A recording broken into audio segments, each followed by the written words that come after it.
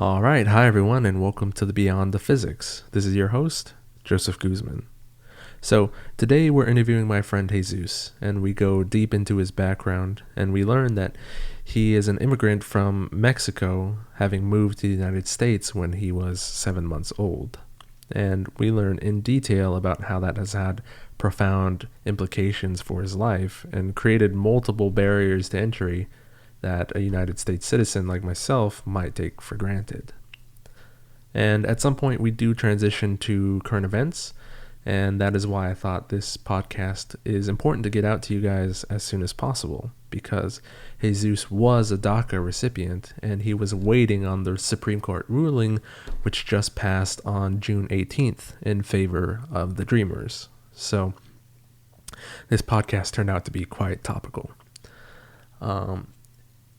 And so I think the podcast overall was really great. I think we touched a lot of important topics, and stick around if that sounds interesting to you.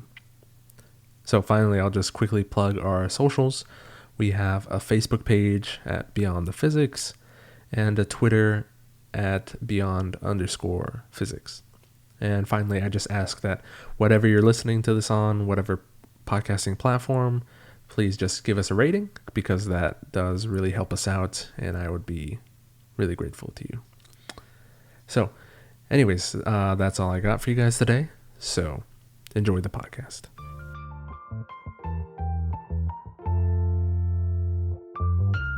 This is Beyond the Physics.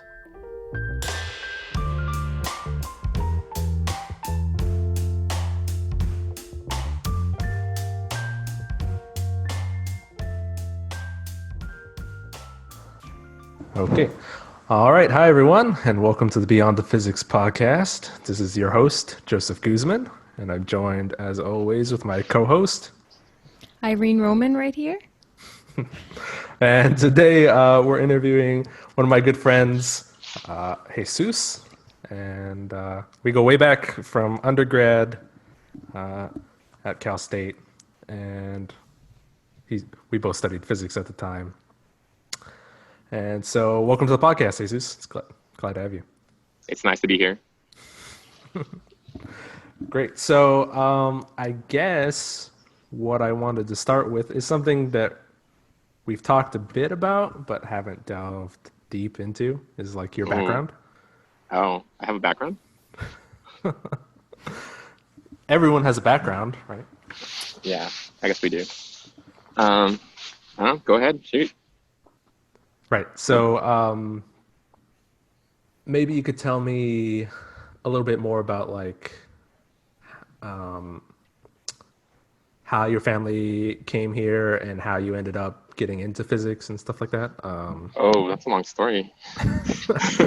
Start wherever it feels natural, and then we'll go. Okay. So it all started when I was just a twinkle in the eye of my dad. No, so let's see. So I was born in 1990, and I spent 7 months in Mexico. 9 months. And then at that point, it was when my dad decided that he could bring us over. And I came with my mom and my older sister. And I mean, that was just basically starting from nothing, basically. I was like bottom of the totem pole. Mm-hmm. And I guess from what they tell me, and then my first memories are like, I don't know, like around 4 or 5 years old. I think that's the last time I remember anything. Mm-hmm. That's when I remember being in kindergarten. And that was in Santa Ana, California. And from then on, I remember being typical little kid who loves their parents and looked at their mom and said, I'm going to be I don't know, like typically with immigrant parents, it's always like some professional license, like I'm going to be an engineer, doctor, whatever. And I'm going to buy you a house. I'm going to give you guys everything you didn't have. And then I went to school. Basically, I guess when I first remember anything special about school was in elementary school. It was being like on mathletes and all that, doing mathematics competitions. Middle school, I did pentathlon. Pentathlon? Yeah. So It's what is kind of that? like it's like decathlon, Okay. but it's for like subjects like history, Okay. math, science. Yeah. Um, and then that's when. So at the time, at the time when I was in high school, it was like a pretty rough time in the area. So it was a lot of like, I wouldn't say like hardcore gang violence, but it was more like a lot of hoodlum violence. So it was a lot of little kids thinking that they were going to become like basically gangs. And I was this weird nerdy kid on the side who just lived in the neighborhood and somehow got pulled along all the time. But I never really fit in because I was always running my mouth because, typically that's what you do when you think you're smart or whatever. So that was a weird time because the next moment would be go to high school. And at the time, the high school was where like basically it was just where everybody went. But fortunately at that point, I had choice because there's a pretty like well-known private school that's also in the area. It's called Modern Day High School. It's one of like the top private high schools for sports and athletics. They had given me a 2-year scholarship to go there. And then another offer came for a school called Middle College, which is like this specialized school where you take high school and community college classes at the same time. Okay. And the end goal is to get an associate's degree by the time you graduate high school. Wow. So that you're basically a junior when you graduate high school.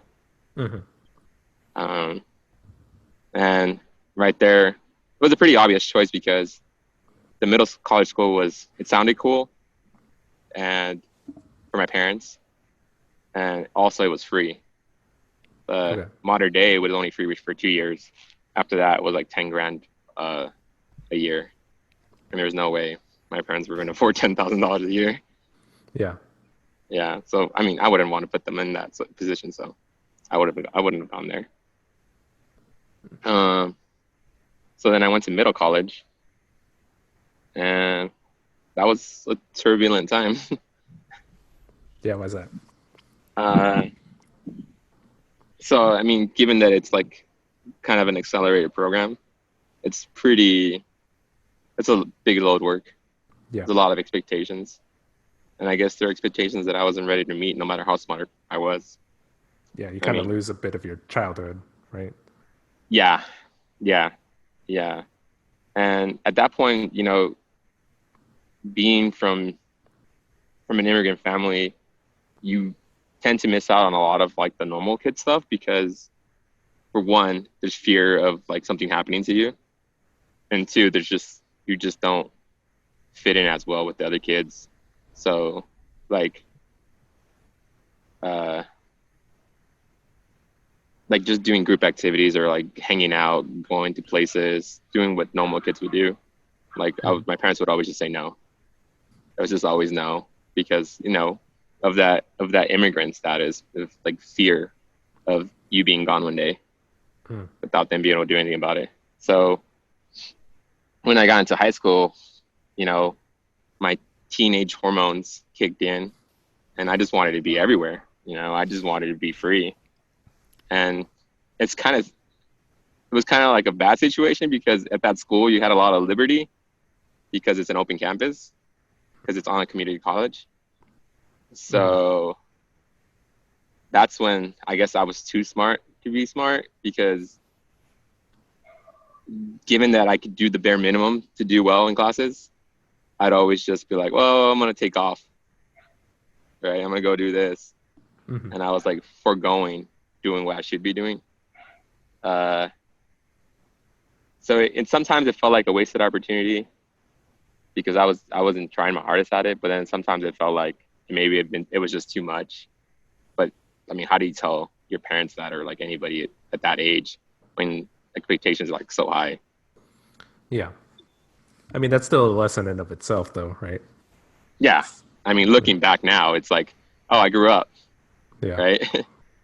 um, yeah, and then from then, I had my first like legitimate girlfriend where like I thought I was in love in senior year, and then my whole world revolved around her. And I guess she's the reason I went to college right after that because I don't think I would have gone otherwise. I Like, don't think she expected you to, or like her and her parents kind of like pushed me towards it. hmm. Um, yeah, I mean, because I was like, you know, they noticed like I was the smart Mexican kid, and my girlfriend was like basically white. Uh, and her parents both college educated. They're both like just like, no, this is what you need to do. But they're really cool people because they were always really supportive. But I was always like, you know, oh, I get it. Yeah, you're right, but I don't feel like I can do that because circumstances, right? Because I was never really like clear about what I was able to do because of the manner in which my status in the country, Yeah. right? It's just it's so hard to be dedicated and to look towards the future when you're so unsure about what that even means. Like, Yeah. what is it that you're working for, right? Yeah, I guess when did that mentality kind of become clear to you? Like, when did your parents have a talk with you when you were like really young, or did you just Oh figure it yeah, out? yeah. So that happened. It's probably this is probably every person who's been in my case remembers the moment, the moment where like their world got flipped. They finally realized like, oh, I'm different, but not just different because of the way I look, different because of a piece of paper, right? Yeah. So I remember in middle school uh, we still had sports teams at the time, so we still did in between school sports and like cross state and all that. And I remember I wanted to be in soccer, and I was so excited. I went to practice. I tried out for the team. I got in, and then they gave me the paperwork, and I told my parents this is the paperwork. And as soon as like it said, oh, you have to put your social security number, you have to show proof of insurance, this or that, and I was just like I didn't know. I was just a kid. But then they told me, no, you can't do that. And I was like, well, why?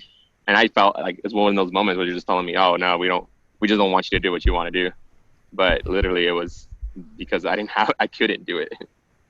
Yeah. So yeah, it was a shocking revelation. It took a long time to understand what that meant. Yeah. Yeah, that must be tough. I mean, yeah, and one other question just to clarify is were your parents bilingual when they came here, or did they not know a lick of English? No. So my dad was also like a pretty smart guy. So he started learning English pretty early on because he came since he was 16 years old. So he had a lot of time to be around here. And at one point, he actually went to go learn English, like at like those community classes. Okay. And then my mom did the same. So they understood things. Yeah, they didn't. They weren't like. They weren't like. Some people really do have a hard time because they don't understand anything. You're Yeah. just completely closed in. But my parents had a little more of a notion. But that didn't change from them from being scared about stuff. Yeah. So, I mean, yeah, and just I feel like speaking any other language also adds to like feeling different, right? I don't know, Irene, if when you were growing up, you were mainly taught Spanish or English. In the home, it was Spanish. Mostly everyone spoke Spanish. My grandmother lived with us, and she didn't really know she came late in her life, so she didn't really learn any English. So she understood English, but her speaking wasn't so well. So we just chose to speak Spanish all the time. I guess, and then obviously going out in the real world, not the real world, but the outside world, was mostly English. So kind of, I guess I learned them in parallel when I started getting older and I wasn't in the house anymore. Um, So, Jesus, do you relate to that? Is that pretty much the same? Yeah, yeah. So I remember when I was right before I went into kindergarten, I remember that the only books I'd ever seen were Spanish books, and I remember the stories of like what type of books, like what's the name of the story? The Solomon's Tower or the King's Tower, the one where he goes to the top of the tower and tries to reach for the moon or something like that. I don't know. yeah, I don't forget. know. I remember the gist of the story, but it's like a king that's trying to get to the top of the tower and then he tries to make a ladder or something to reach the heavens. Mm-hmm. But it was completely in Spanish, and then other books too. But then when it came to speaking, I don't think I remember a lot of speaking to my parents in Spanish because of TV. Oh, So TV was basically the way that I spoke English in the beginning. yeah, that's funny. I totally relate to that. Like, when I was a kid, I feel like I learned most of my English through like TV commercials and stuff like that. It's like Yeah, I'd hear a word I didn't understand, and I was always curious to ask my parents, like, "Oh, what does this word mean?" And that's how I built up my dictionary.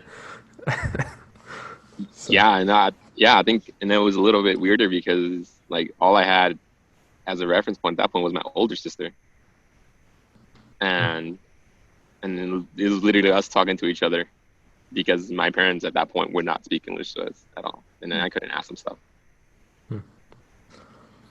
yeah. Well, that's interesting. Oh, sorry. You want to jump in? Oh no, I was just saying. I was gonna say that it was the same with my sister. I mean, it was really like me and her would be the ones.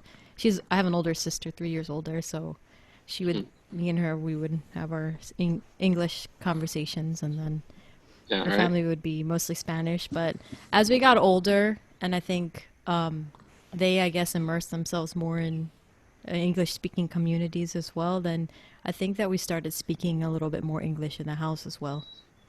So it kind of changed over time. I don't know what your experience was in that Uh, regard. yeah, no, it's the same as as we got more immersed, as we had more financial wealth, as Yeah. as things came, it was just like, yeah, I found myself speaking to my parents in English more and more, and like talking about things just more clearly, like about America and stuff. Yeah. And just for clarity, how many siblings do you have? I have two sisters and one brother. Okay.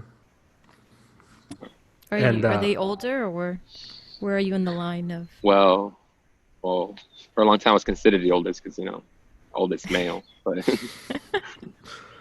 no, I'm the second oldest. okay, Okay. right on. Anyways, that was a little digression. But so you were saying that uh, your girlfriend kind of pushed you to go into college, right? And Yeah, so I guess my love for her was like the reason I felt motivated to go to college.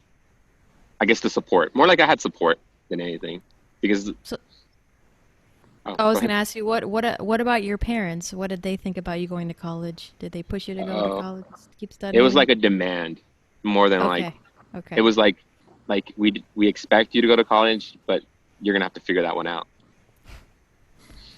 And I Do was you just think like, you would have still gone if it weren't for your girlfriend? um, Would you have rebelled? I mean, I think at that moment I was already kind of rebelling.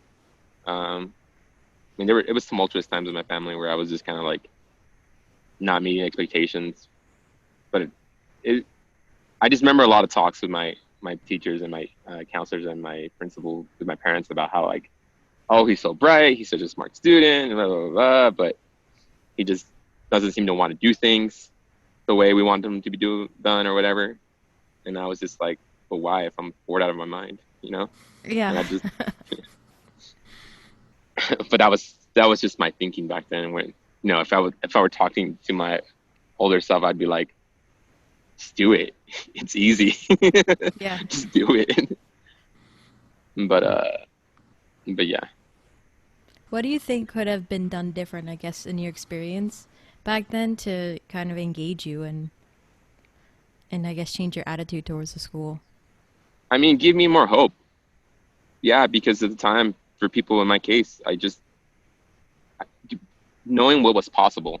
Because at the time, like, thinking it doesn't matter how smart I am if I can't fill out Xbox, Xbox, and Xbox on a piece of paper. I mean, I can tell you, like,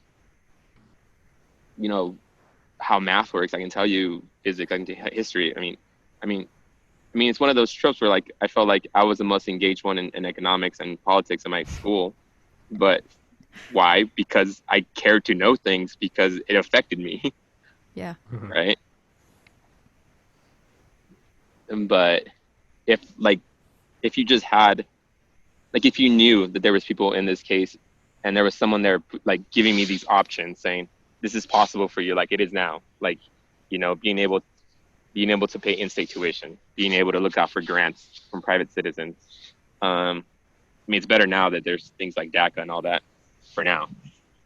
We'll find out about SCOTUS later. But just resources. And then I don't think I would have rebelled as much because I wouldn't have felt like this, like, existentialism. Like, man, I felt existentialism when I was like that old. Yeah. Like, that's just messed up. Yeah, it can be traumatizing for a kid, right? To feel like Yeah. you have no power in the situation, you have no control over your future, right? It Yeah, can be yeah, difficult to definitely. deal with.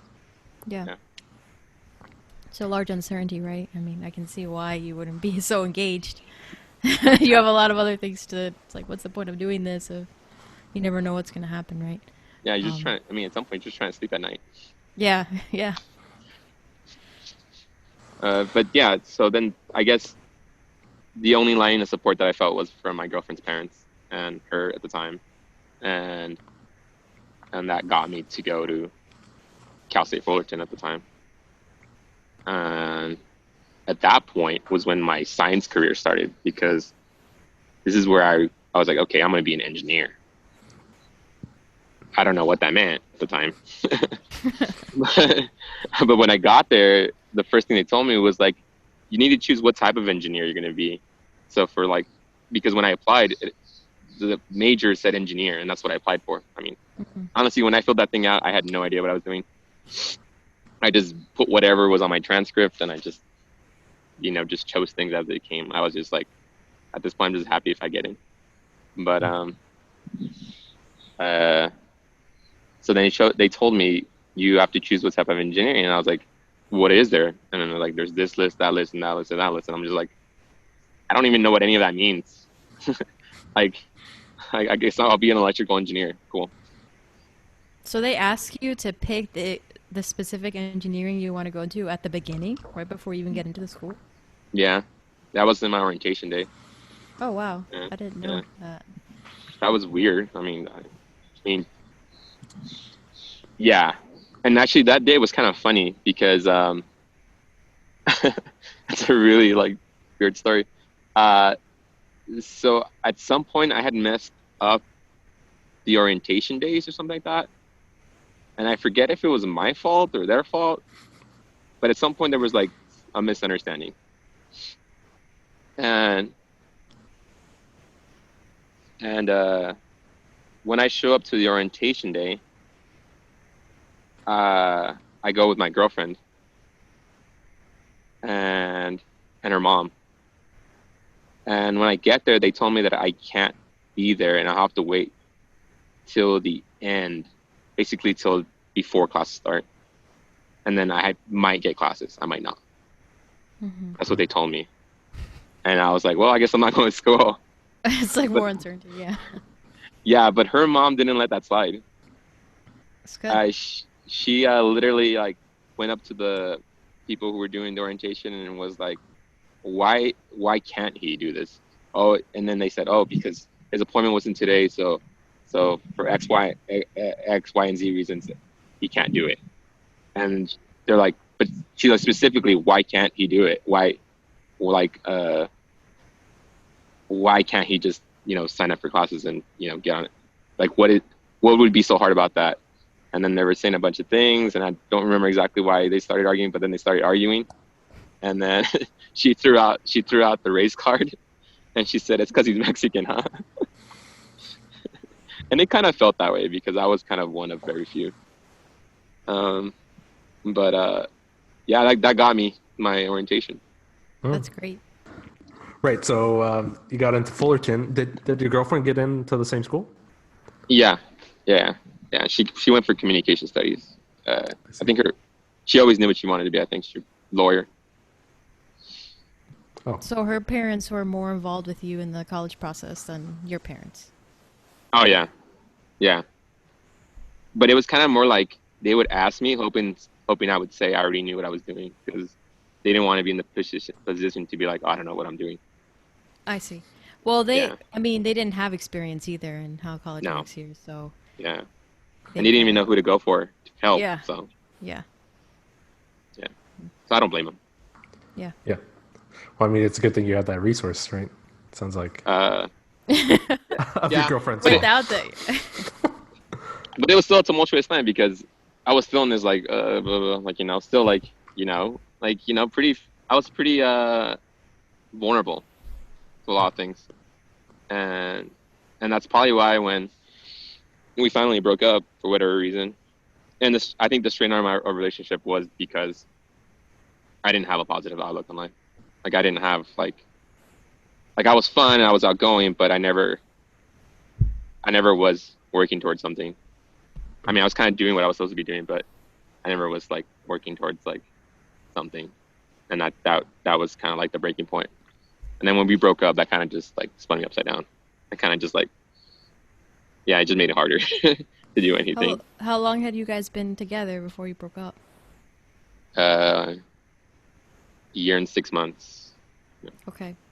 Year and a half-ish. Oh, Yeah. That's long, yeah. Yeah. And I mean, so you broke up in first semester or of college or second semester? After the first one, yeah. After the first one. Yeah.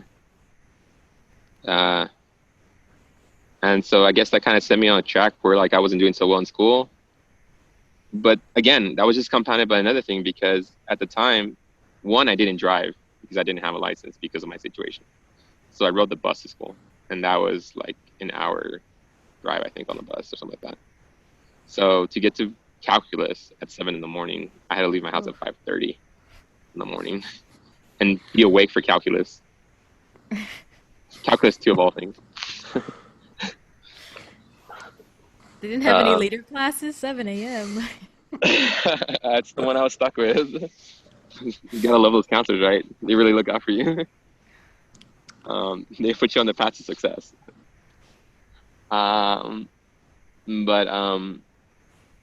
Yeah, so that basically made it really hard to go to that class. And then at the same time, I had to have a job because my parents said I needed to have a job, basically. To pay for stuff. Yeah. Because at the time I was paying for college. It's out of my pocket. Yeah, and at the time my parents couldn't help me. Not realistically, they couldn't. I couldn't just ask them for the money and be like, "I'll pay you back" or anything like that. And loans were non-existent. Help was non-existent. So I had to get a job, so I can pay for stuff. And my first job was at Target, and I had to go through the rings of how to get that job because of my case. Which again, another toll.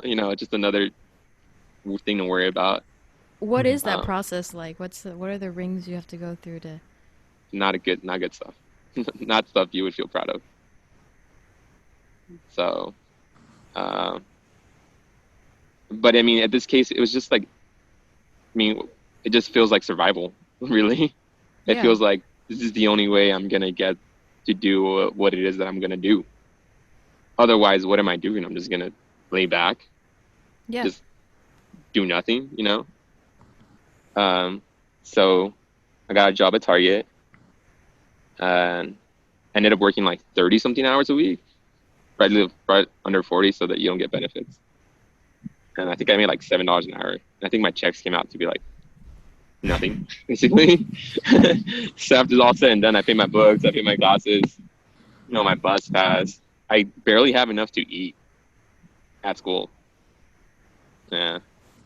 And I remember sometimes being like, man, I'm hungry. And it's like 4 p.m. and I have class till like 8:30 and that ends at 10. And I'm like, what am I going to eat?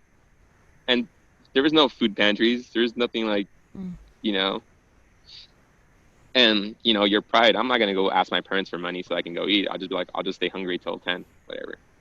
And I don't know. It's just all really depressing in the end. And it just kind of, how do you get motivated with this? Like, I can see, like, that's kind of where I can see. I'm like, if I thought at some point I was going to be the engineer, the doctor, then I would be like, there's a light at the end of the tunnel. One day I'll be better off. And I'll just grind through it. But I didn't have that. So it all just wore me down. And I think that just made my grades go down. And I think it all ended with like the last day of my second semester. Because on the way to my final for human communication studies, which is speech or something, whatever, social speaking, I forget what it's called. Public speaking? Public speaking, yeah. I was riding the bus and there was like nobody because it was early in the morning. And the bus driver points out and looks at some guy on the side of the road and yells, "Hey, that guy's been there since like 4 a.m. when I left this way." And it was just so clear. He made it known to everybody who was on the bus. And he just stops the bus like right in the middle of the street. And people who were over just walk out. So the only two guys left are me and a homeless guy. And we walk over to see what's up. Because I guess he made it seem like the guy needed help. So when we get there, he like bent over at his truck. It's one of those semi trucks. I go to grab him to see like, "Hey, are you okay?" Because he didn't look like he was moving. And I guess I finally get a good view and he's dead. And he was crushed by his truck and stuck there. Yeah. And I just remember like the feeling of his body like not being real. Like I grab him and that's when I'm like, oh, he's dead because he feels like a doll. He doesn't feel like a human being. So that kind of really, because I still went to class and I still took my final, and that kind of just, I kind of broke down in the middle of the final because I couldn't stop thinking about it. Yeah, that's intense. That's yeah. Because the guy reminded me, he reminded me of my dad. He's like this guy who went to work one day to go feed his family, you know, to give him the chance to do anything, and he's dead. Yeah, I broke down, started crying. Everyone was like, "What's wrong with you?" And it's kind of sad because my ex-girlfriend was in the same class. And like, I'm in the hallway sobbing because I couldn't hold it. I didn't know what to do. I was kind of having like a mini panic attack. And she kind of just goes out and looks at me like, "What's wrong with you?" But like why can't you hold yourself together? And that was, yeah. And I mean, she didn't know. She was just, I don't know what she thought it was, but yeah, it was just hard. So, yeah. I mean, yeah, but if you see someone, you know, literally bawling like that and so emotional, my first reaction would be, you know, trying to figure out and care for the person, you know, and help them get through, right? But obviously you guys had... It's stressful times. Yeah, stressful times. Yeah, college finals. Yeah. No, I don't know anybody who's not stressed at that moment, especially when you're a freshman. Yeah, so that basically led to me like being like put on academic probation, and then like Because of your final grade or something like that? yeah, in my first year I had messed up and I Mm-hmm. didn't drop a class because I didn't like the class, and I got a WU because I didn't know what WUs were. Again, I don't know what's going on. So that put me on academic probation, or no, that didn't put me on academic probation, but it's like at that school, if you got a W your first year, you automatically can't get like an F the next semester. Right. And and and I guess I ended up getting an F in one of my classes that semester. So that basically got me disqualified. Okay. Yeah. And then you get in probation? I guess no, it all happened at once. I just got disqualified. So I Oh. couldn't come the next semester until I retook classes to get my grades up. Those two classes basically I had to retake them. But Right. then but then here goes the kicker.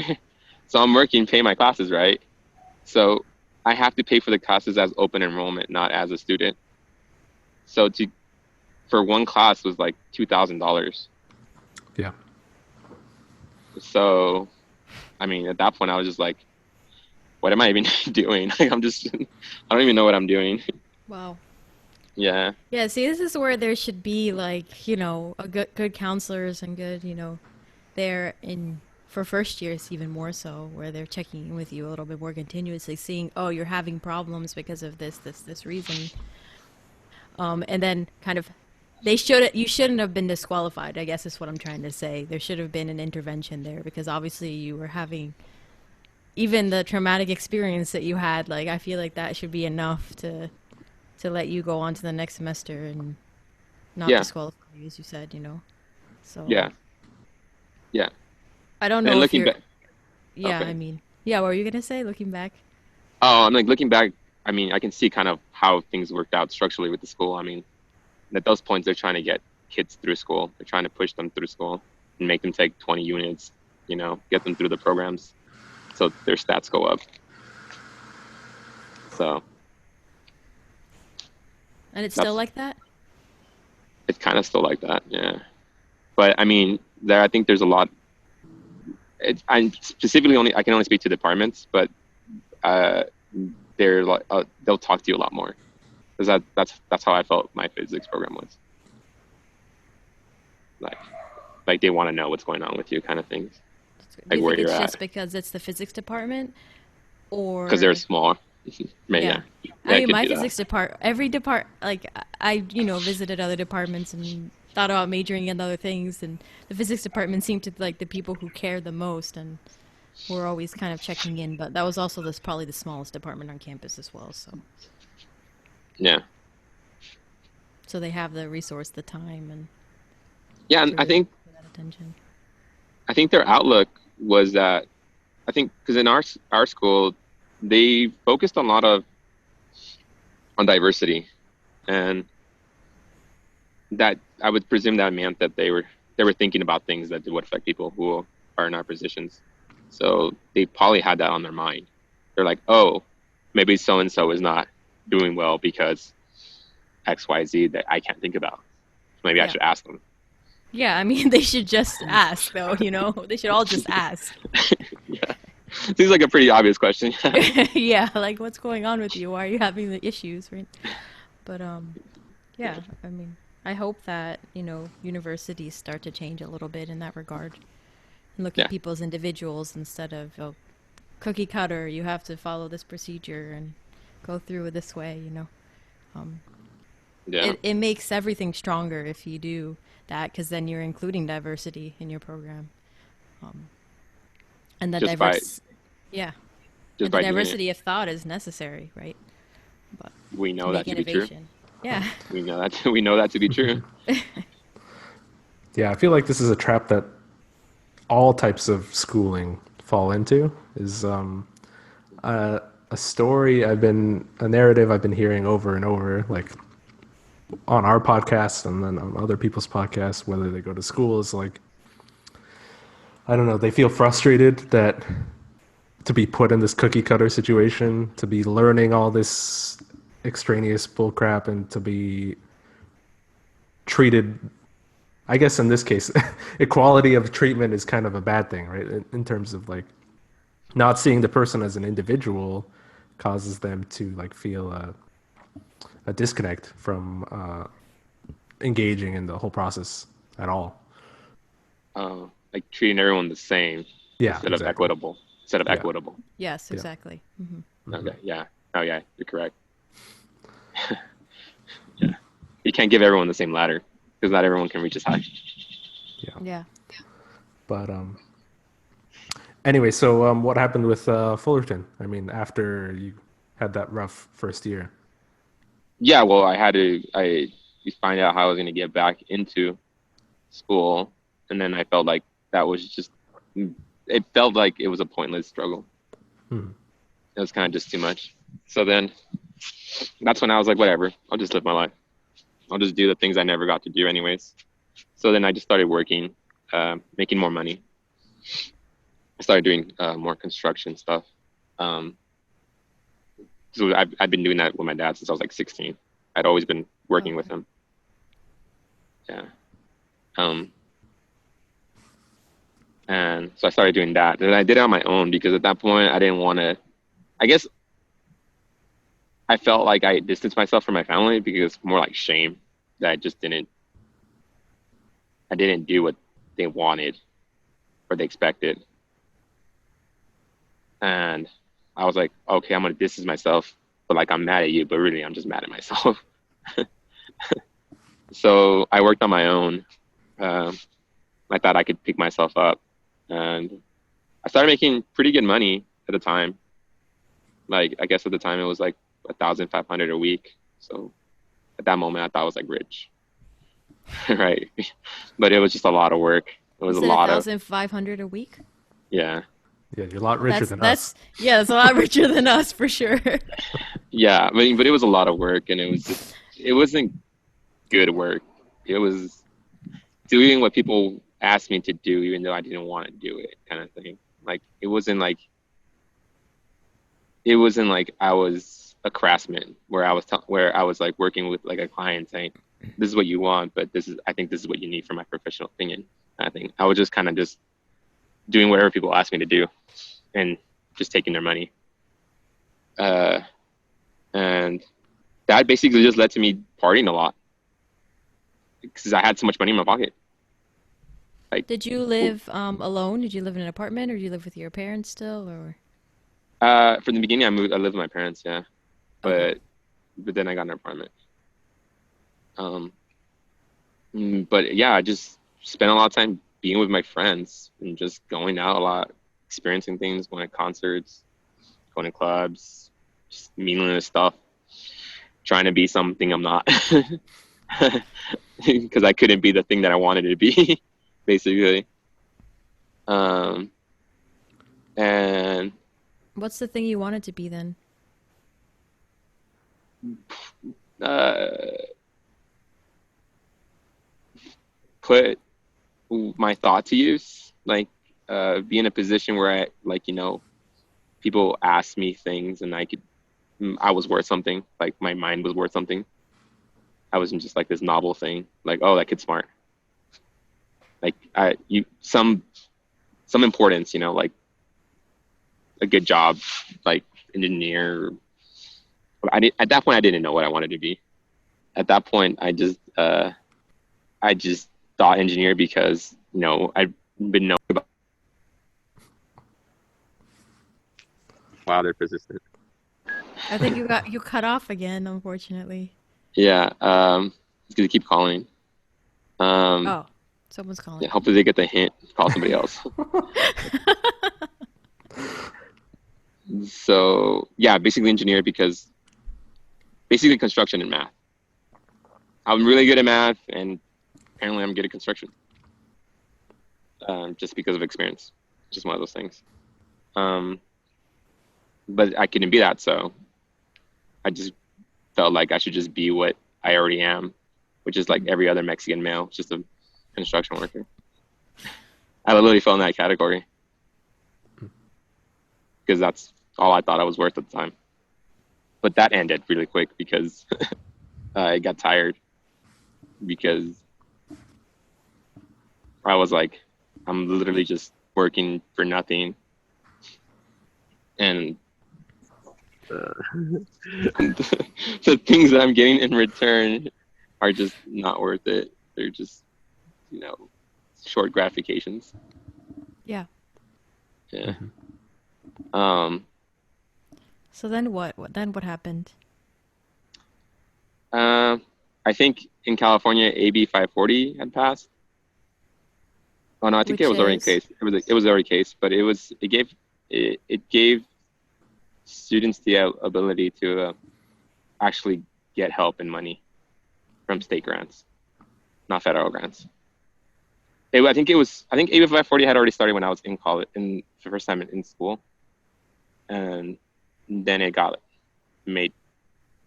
So before it was just to get resident tuitions, like not out of state fee, and then it was actual money. So then I basically thought, oh, like I basically thought, oh, I could actually try this out. Like I could go back and do something about this. And then I had to figure out how to do that. Basically, I had to figure out, okay, how do I get back to school after I've gone through all this, right? Like, what does this mean? Like, what do I have to change, or what do I have to fix? And I basically went back to community college to change my grades to get back into school. And that's when I developed the more like, oh, I'm going to be a mechanical engineer now because I have a mechanical mind. And that's when I started doing well in classes. Like that's when I actually started doing what I was supposed to be doing, because I guess outlook changed in life. I don't know. And then so through a school program, I got help with fixing my grades, called academic renewal. Once you've done really well for like a couple of semesters, they basically forgive your bad grades. So all of a sudden I had a good GPA and a good track record. So then that's when I started applying to schools, and I actually had our school actually had a lot more resources to help me out and figure out how I was going to pay for stuff in schools that I can go with too. So in that moment, I ended up applying to a lot of schools. And it was basically in the end between two schools. They were near me, and one's a polytechnic, and one's Long Beach, where I met Joe. And you can tell which one I went to in the end. It was Long Beach. Yeah. But it was kind of funny because for a lot of the other schools I had applied to as a mechanical engineer, but for some reason I decided to apply to Long Beach as a physics major. Why? And it was on a whim, because the physics professor that I had at my community college, I just really liked him. Like he was just a really cool person. Like he had a lot of character. Like he used to be a junior Olympic athlete for cycling. Wow. There we go again. We have a professor. We have a physics professor here that loves to cycle. So Okay, yeah. that's why we were laughing when you said that. He was Okay, so it might be a thing. A physics thing, yeah.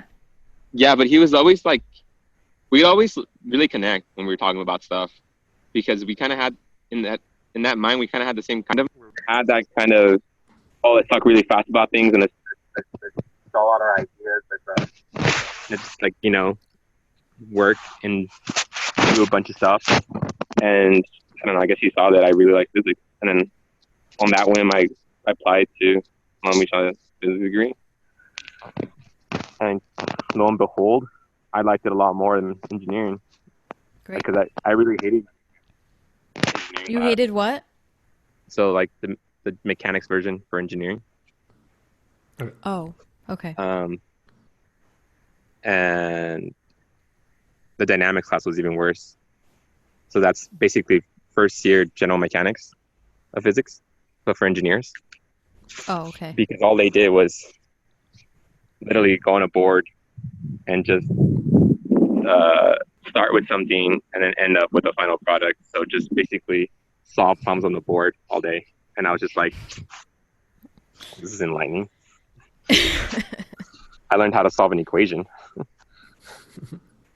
I had no actual meaning as to what was going on. Like, what's x double dot? Second derivative. Whenever it was like, oh, that's some acceleration force. Maybe. I don't know. That's what they would tell you. No. They didn't say It was more anything. like, You just say X double dot and then you see the next line. yeah, And they it was never just, explained what any of this means at all. yeah. I think one of the lessons I remember the most was, spinning sphere, which is the one we do. And then you get the Coriolis effect, right? You do Hmm. the derivation, and at some point they're like, oh, what's that? What's that little term that came out of the derivation? Oh, turns out that's Coriolis force. But I'm like, why did it come out of derivation? Like, how did the math work out? Like, why, like, how did we get from A to B? Like, why did we choose to do the things that we did? Was it just on a whim? It was those whys that basically led me to be like, oh, hey, I probably want to know more about this stuff. And I'm like, and it turns out, hey, that's what you do in physics. Yeah. And yeah, that led me on my path to go meet Joe, Captain Long Beach. Right. So, um, when in your physics career did we meet again? In terms of like how far along you were. We had, my first class. Okay. We had Mathematica together. Okay, that was your first class. I think so. Wow. Okay. I think so. Yeah, I think that was my first semester. Yeah, because I had barely met you, Lizzie, Juan, who else? Adriel? Yeah. Um, Shout out to Juan. He's been on the podcast before. yeah, our other friend, Juan. Yeah. That guy have a character. Yeah. And I don't know what your first semester was when we had class together. But I always felt like, man, I'm gonna stick out like a sore thumb. All these people probably know each other. I'm gonna be that obnoxious guy.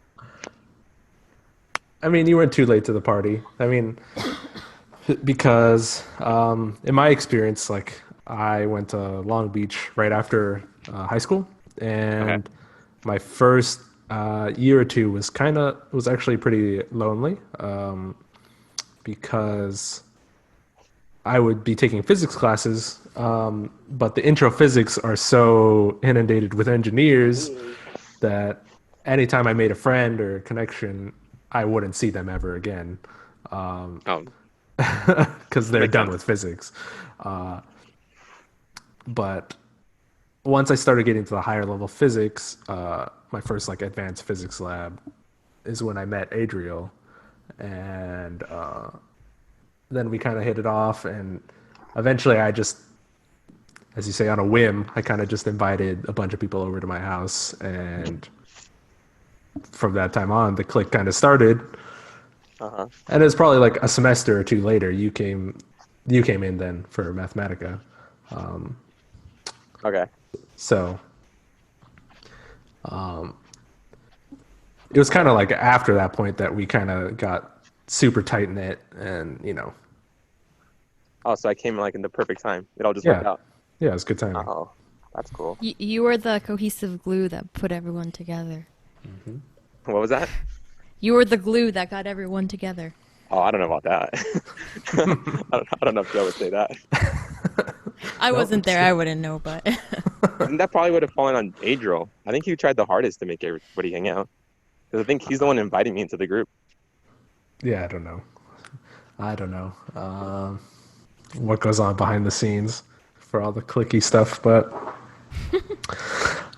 yeah. So I mean, those are good times. How did you feel about your time at Long Beach and studying physics and just overall It was experience? probably one of the most positive impacts of my life because I met a lot of genuine people. Like people who literally were just themselves. And I don't know if that's just with physics people, but they weren't trying to be anything else. They were like some of the most genuine characters. Yeah, yeah. Our department definitely had a lot of characters, right? Yeah, they're that's kind of what like because people were so different. Like people were so blatantly themselves, and you just saw how like, oh, this is what real people are like. They have all these intricacies. all these like traits about them that make them basically. Because before, to me, everyone was just homogenous. Everyone was just trying to be the same thing. Yeah, what are people usually like?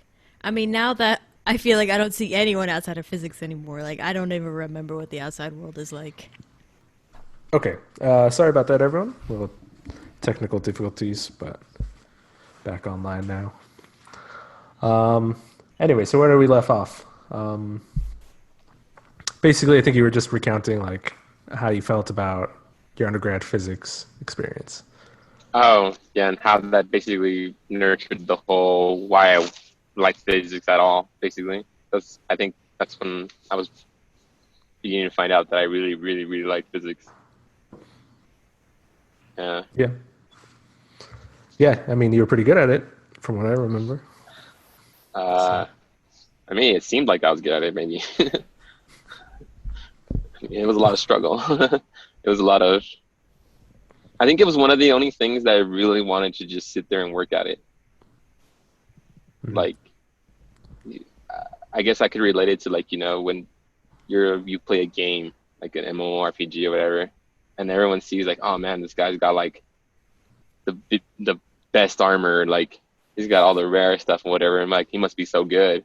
But in reality, you just spent a lot of time on it. Like you didn't give up. Like you didn't feel like you couldn't get that thing just because you had to have like a 5% chance of getting it. It's just like Pokemon. You get the rare Pokemon. Yeah, I think that's true of physics in general than probably a lot of other disciplines because I think it's considered difficult almost universally. But I do feel like it's more difficult for others than for certain people, like Yeah. I consider myself one of those people. Like I went into physics because I wasn't good at it relative to people around me, Yeah. But yeah, I totally agree with what you're saying. It's the only way you do well is by grinding at it forever. Yeah. And yeah, you're right. So for some people, it's not feasible in some sense because like sometimes your math background is a little bad, or like for me in the beginning, the biggest struggle was always just English. It was just reading the textbook. That was the hardest thing for me, is reading a textbook written by some English guy or whatever, or some person that wants to seem like they know English really well, and me not getting the idea, like not getting what they were trying to get across. Like the worst lines were always like, oh, you do this and this and this, and it should be apparent. It should be self-evident, that, the answer's there, you'll see it. And I was just like, spell it out for me because I don't see it. Right. So the language of physics was a curve. Excuse physics pup in the background. All right. She's just super excited. Yeah. Hopefully she calms down. But yeah, anyways, I think that's something that should be on more physicist radars, right? Like you're not the only person I know that has difficulty reading the material, right? And I can think of no good reason as to why it has to be presented in that way, right? I mean, I think maybe more effort should be made to just to put more consideration in terms of people who might have difficulty approaching the material in that specific way. Yeah. I mean, looking back, I think I have a little insight, like, because I've thought about it. I'm like, why would you write a book this way?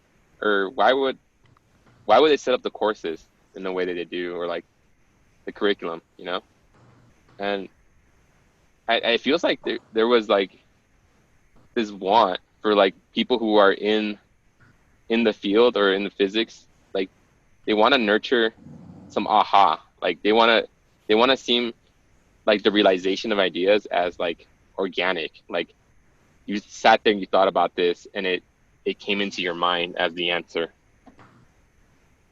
Like it was like the idea just popped into your head, like it would have for anybody who at the time was coming up with the idea. Like when Einstein came up with it, it's like, oh, this is relativity.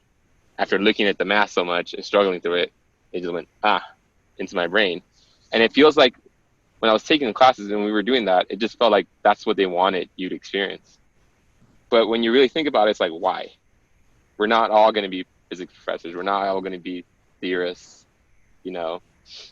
And then sometimes the hardest part is just having the general idea so that you can think about it further, so you can assimilate into like being a physicist, you know, like feel like, oh, I know the lingo now. Yeah. And it's like, yeah, I mean, that's an interesting point. I haven't thought of that, but I could see what you mean.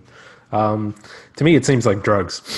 To me, it seems like they had a lot of them. like you get no. I mean, like it seems like you get a big dopamine hit when something like that. When something like that happens, you know? Oh, yeah, that's super true, because that's probably why I liked physics, because of those. I see. I get it. I sat there for a million hours. Now I get it. Yeah. But I felt like that it didn't have to be a million hours. It could have been like maybe like 100,000 hours. Order of magnitude would have helped, I think. Yeah. Yeah, that's a good point. I mean, I think there's something there. I think like if you delve down into the details, you could pull out something that could be beneficial towards educating people. But I'm not sure specifically how we would do that. But We wouldn't know until we do it, right? yeah, exactly. Right. So you finished your physics undergrad, right? It was it the semester after me or the 2 semesters? I forget when you finished.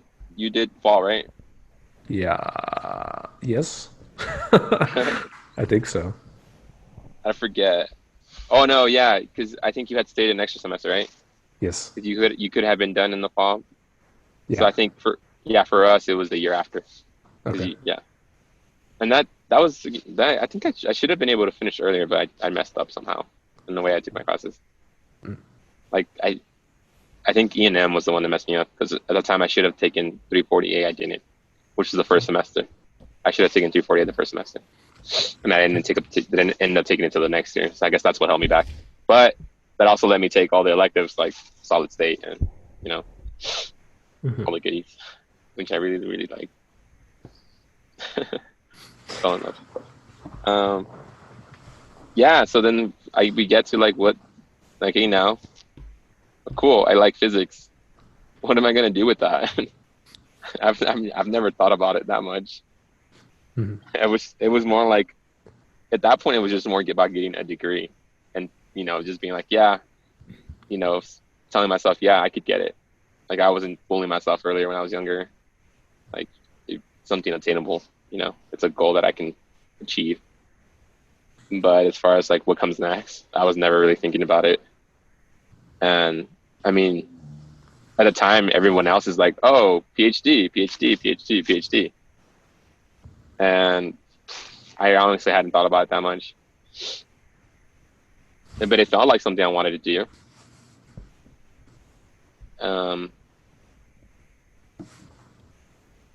But again, it was another tumultuous time, because we had our great leader elected.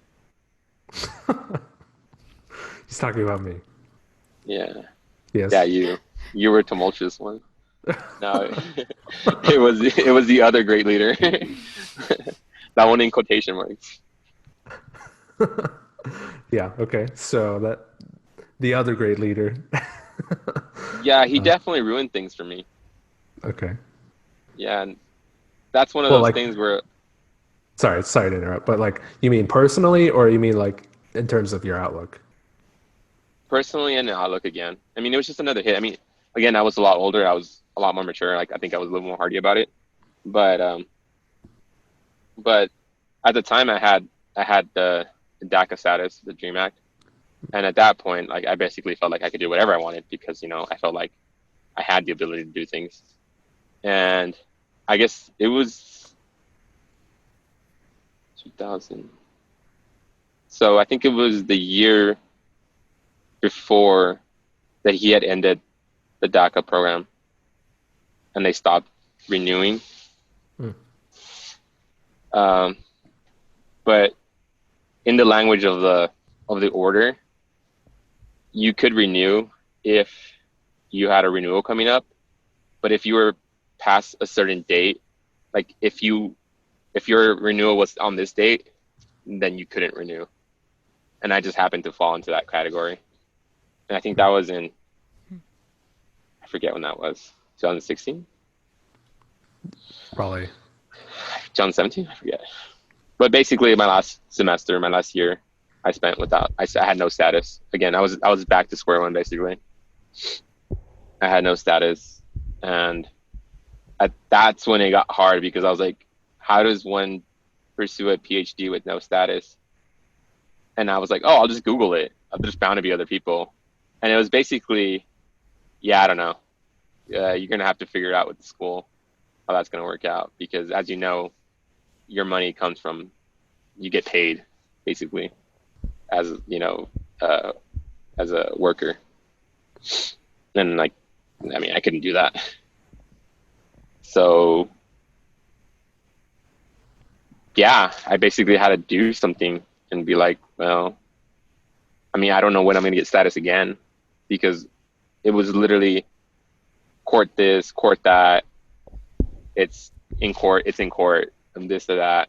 And I went to like 4 or 5 lawyers and they all told me, no, you can't. You have to wait till this court decision happens or that court decision happens. They sued in Texas, they sued in California, all this. And so, I don't know, I think at some point I kind of just was like, well, I can't do it right now, so there's no point in like, I don't know, like moping over it. Like there's no point in like saying like, oh, it's never gonna happen. I just gotta move on. And I think I'm pretty sure we had this conversation about how I was like trying to figure out how my outlook changed because of my family. I don't know if we talked about this, but basically right now it was like go to grad school, do it for myself, be gone from my family for like 6 years. Or because now I've just recently gotten status again. So now I have the opportunity and I can go back and do it. But now I have also the opportunity to like elevate my family, basically. Like create wealth in my family. And this is more like a product of me getting older. Like the older I get, the more concerned about my family I get. The more like I want to take care of my parents and not be so selfish in a way. So I'm at that point basically. right. So, well, I guess what I wonder as your friend is, is it's a fine balance between taking responsibility, which I think is a good habit for yourself and the people around you, and being compassionate and trying to support them, but also showing that same kindness to yourself, right? In terms of pursuing what you want to pursue, right? Because if you're doing something to support your family, but you're miserable, if they could still survive, right, without you being miserable, then I think it's probably worthwhile for you to pursue what you want. So I guess I just would want to check in terms of like, as it stands right now, what do you feel like you want to do? So this is the catch. Like I'm telling you, like I'm getting older, and before it would have been easy. I'd be like, well, my parents are okay. Like they're not poor, they're not rich, they're okay, you know. And my brother, my sister, they can figure it out. My younger sister, they can figure it out. You know, I don't have to be the one supporting all them. I'll just take off. That was my mentality before. Like that was easy. That was like I wouldn't even question it. I would just be like, this is what I want, and I know my mental health is more important than anything else. But now it actually feels like it's something I want to do too. So you sit there and you think about, oh, how's my life going to be? What goals am I trying to reach, and what is the end goal?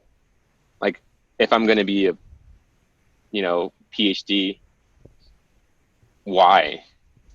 Like, is that just for my vanity, or is that because sincerely I want to like create new science? Like, and if I am creating new science, like, how does that play with the other stuff that I want, like my family, like my parents, like, my extended, like everyone around me. And the more you think about it, the more like it's like, well, it's a trade-off, and it's almost like I don't want to make the trade-off, and at this point it can just go either way. I think if I did either or, I'd kind of be just as happy. So it's one of those, just choose. So is But the choice like supporting your family? And I guess right now you're doing construction work? yeah, so general contracting, Okay. maybe like basically growing a company and making it something big, because So it's okay, good. Yeah, so yeah, essentially, and you can tell us more about that because I want to know more about it. So it's essentially creating this company. yeah, And then you also would have like, artistic liberty also, I'm guessing, in creating the projects. yeah. So that's the other aspect, is that a lot of what I've been doing recently has been like people like validating my abilities, like, because before it wasn't the case. Before I was in the field, but I was just always too young.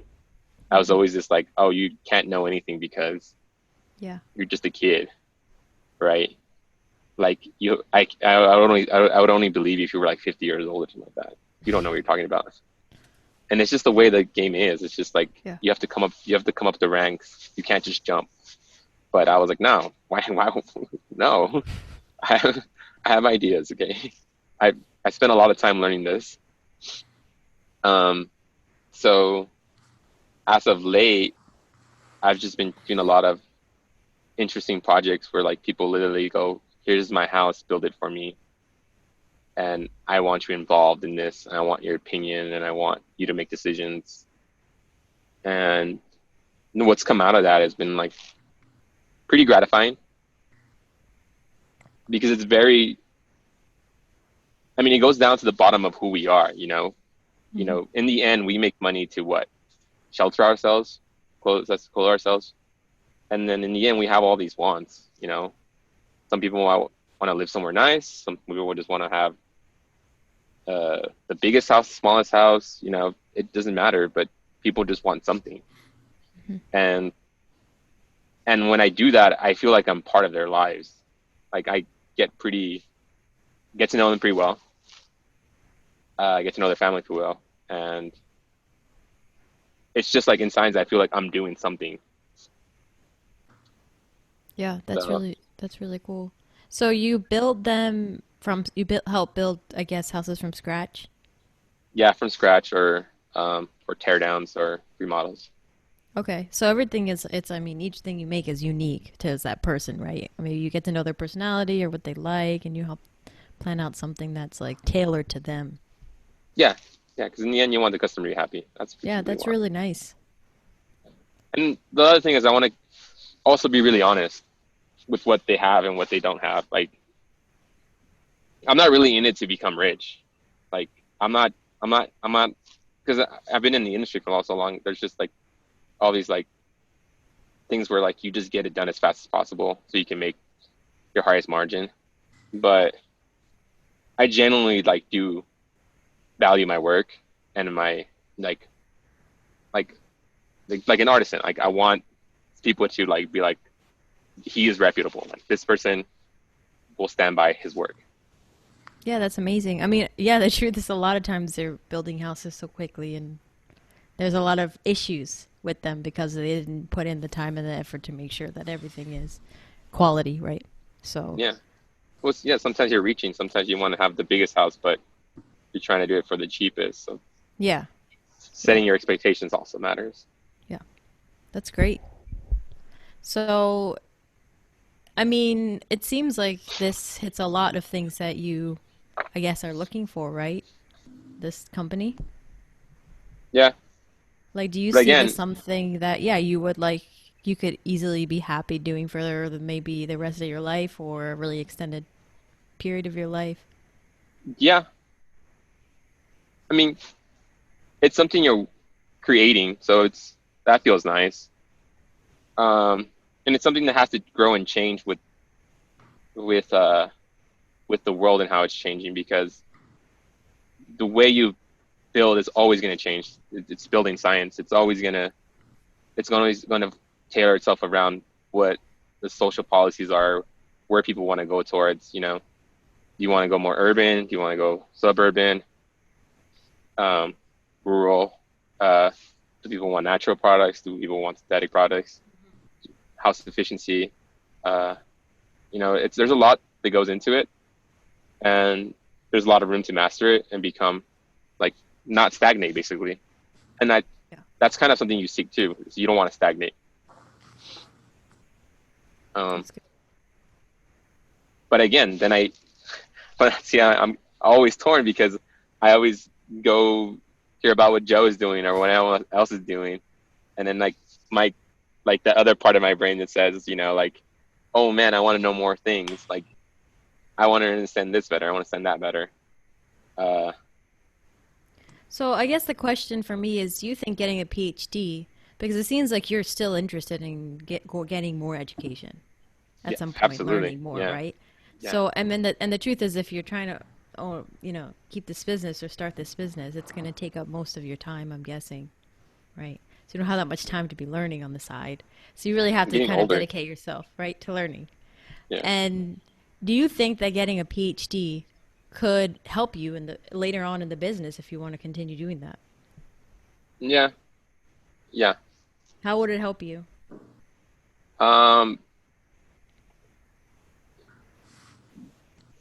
administratively, I mean, I I know from experience that my first degrees have helped me because they form who I am and how I look at things. Yeah. Um, and maybe there's something where I'm gonna just narrow in more. Like maybe what I really like is just building science, right? And then and then how do like where do I get the tools to be able to further that? And then getting a PhD, I feel like I mean that teaches you how to rigorously look at things and analyze and get Yeah. real results, get real data, real facts, like real things.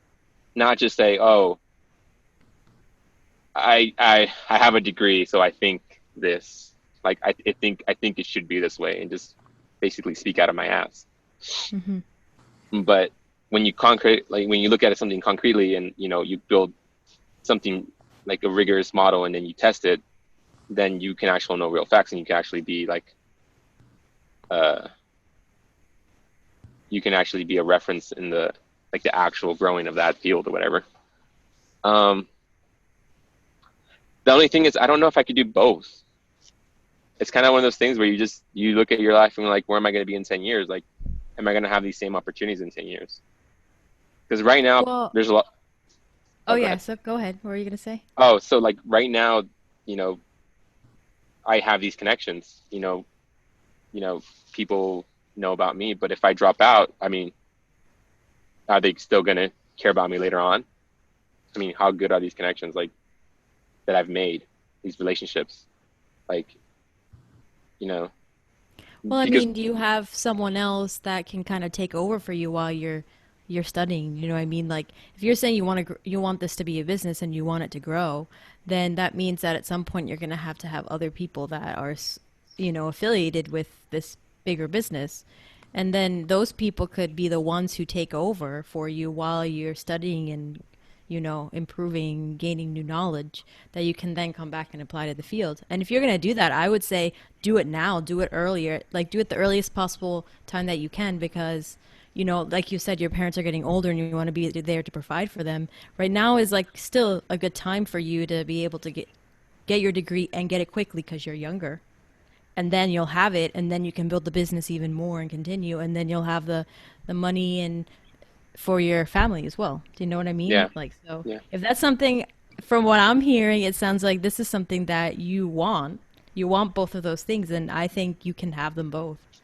I Hmm. honestly think that you can do it. And I don't know. It's just my opinion. Maybe I'm like an optimist. I mean, we all But have to be from optimists. from everything you've been saying, it sounds like you have the capability, you have the drive, and I think earlier is better to go about and get another degree. So it's just my personal opinion. I don't know all the other details in your life, right? But um, at least from what you said, that's kind of what I would suggest. What do you think? I don't know. I mean, you're joining the list of like maybe 1,000 people who've already said that. So I think you So might be right. maybe a You might be thousand people right. are saying it. You might wanna. I don't know. I think I know better than all of them. No, it's surely, yeah, that is the case. Yeah. But So I what do you mean, really think about that, I guess? What are your opinions? Like, you haven't made that move, so what is going on in your head to saying no, maybe it's not the right move? Is it fear? Is it like, I don't know, I uncertainty, or mean, I think it's still the times. I mean, I'm still uncertain about where this is all gonna go. Like, I don't. It's before I had like a little certainty that like it was just gonna be the status quo the way it is for me right now for a while until I don't know, until almost never. But that was okay for me. You know, I didn't see myself, you know, getting married or anything like that, and then working through that to get, to basically end up becoming a citizen. And, you know, that just never seemed like I'm going to rely on that. I'm more like relying on the government to change something yeah, to give me the chance to do this. And it's still that. And I honestly, I blame it on this administration because before at least I had, and it has nothing to do with leftist or rightist. It just before there seemed to be some sort of stability. There, like people would follow the rules basically. Like, you know, they'd work to get what they wanted, but they'd also would have to, meet other people's needs because that's politics. You're not going to get everything you want. You're just going to try to get the most of what you can, right? But with this administration, it just seems like everything's turned upside down. Like nothing really matters anymore. Like yeah. it's just what you hear on the news, but you don't want to believe that, facts are irrelevant now. Hmm. You know, real ideas are irrelevant. Like Yeah, social movements are irrelevant. You it's know, crazy. you just have to do what I say kind of thing. And it's my way or the highway. And and then I have no, I mean, I can hope, but I have no certainty if that's going to continue. Like, if this is just like, one of those times in history where like, oh, what happened there? you know, I don't know if this is where the country's moving. I mean, personally, I don't think so because the people that I meet every day, the people that I talk to every day, people who are Republicans, people who are libertarians, people who are Democrats are all genuine people. Like these are Yeah, all people that I make good relationships with. We question our politics, but we understand each other that our politics come from our learned experiences. And as long as we're open to the idea that other people can have different experiences, then we can actually talk about stuff instead of yeah, just yelling exactly. at each other and saying you're wrong. Yeah, exactly. But that's where I'm at. That's basically, I kind of feel like I have to be ready for anything. And I kind of, I still kind of protect myself. I still don't want to, be hurt too bad. Yeah, I don't want that to get makes things sense. ripped away from me. I'm just human. Mm. Well, so what I'm hearing is that it's a fear of, well, it's a fear of uncertainty, right? That s- similar to your upbringing, right? Yeah, it sounds like a, I don't want to psychoanalyze you or anything, but it sounds like your response in the past was, you felt uncertainty in high school, so you kind of just checked out, you know, like you didn't know whether you're going to be here, so what's the point in trying, right? And Hmm. I guess I worry that that's a trap, right? What you just said was, you don't want something good taken away from me, right? Yeah. So if but you're acknowledging in that sentence that that is a good thing that you would be doing, right? And you're denying yourself the experience of having that good thing at all. Yeah. And you say it like it's no big deal, right? Like, so, but I do you see my mean, point, right? Like I you're mean, denying yeah, a good experience when if you acknowledge and you just try to live in the moment more or less, you try to sit, realize to yourself that what I'm experiencing is good. It may be temporary, but just accept that fact. I mean, I think it's really shitty to be in that position. It's not yeah, ideal, obviously, but yeah. at least it's something good. Mm. No, you're So totally right. if you had citizenship now, let's say someone just, a fairy came down and now you have citizenship, Oh, then would I'd you just be get the the best person in PhD? the world. Yeah, Would you get the PhD? yeah, it'd be Would you that easy. go in and draw right now? I mean, it seems that way. It feels that way. Like, um, yeah, because then it would feel like like I would be. I don't know. It feels weird because it kind of has to do with entitlements. Like, when you're in when I've been in my position my whole life, I feel like I'm entitled to nothing. Like, like I can't complain about the cards that I'm dealt. I just have to do it, whatever, right? And then it's just because of how m my experience has been with government my whole life. Yeah. How for like a lot of the time it's just you can't ask for help because it's not there for you. And I mean these are things that just echo in the community. Um, so in my head I would feel like if I did have that citizenship, then I would feel entitled. So I'd kind of be more brazen about it. Like I would just do it regardless of what happened because I know in the end I feel like this should be something I should be able to get. Is that right to think that way? Probably not. But it's just, I mean, it's my introspection and being like where my mind is at any given time. And right now, this is as much as I thought about it. But I mean, you're right. I mean, everyone says, why not just do it? If you get it, you get it, and you end up winning in the end. But it's also how much more effort do I have in my life? Because my whole life has been a lot of effort. and in the end, like, there are other things that you want. Like, I don't just want to get a title. I don't want to just get a job. I don't want to just get a house. I also want to like experience things that don't have to do with those things.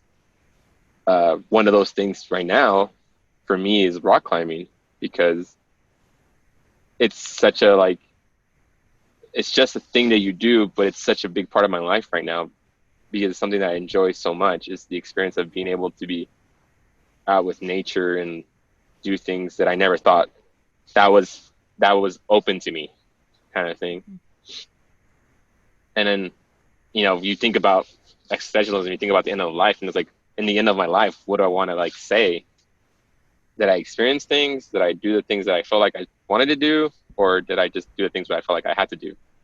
So it's kind of one of those things too, where like, will I be happy in the end of my life? If I struggled through everything, got the job, opened the company in the end, but then I was like, but I did nothing to like placate the other part of me, like that part that wants to experience things other than work or like struggle.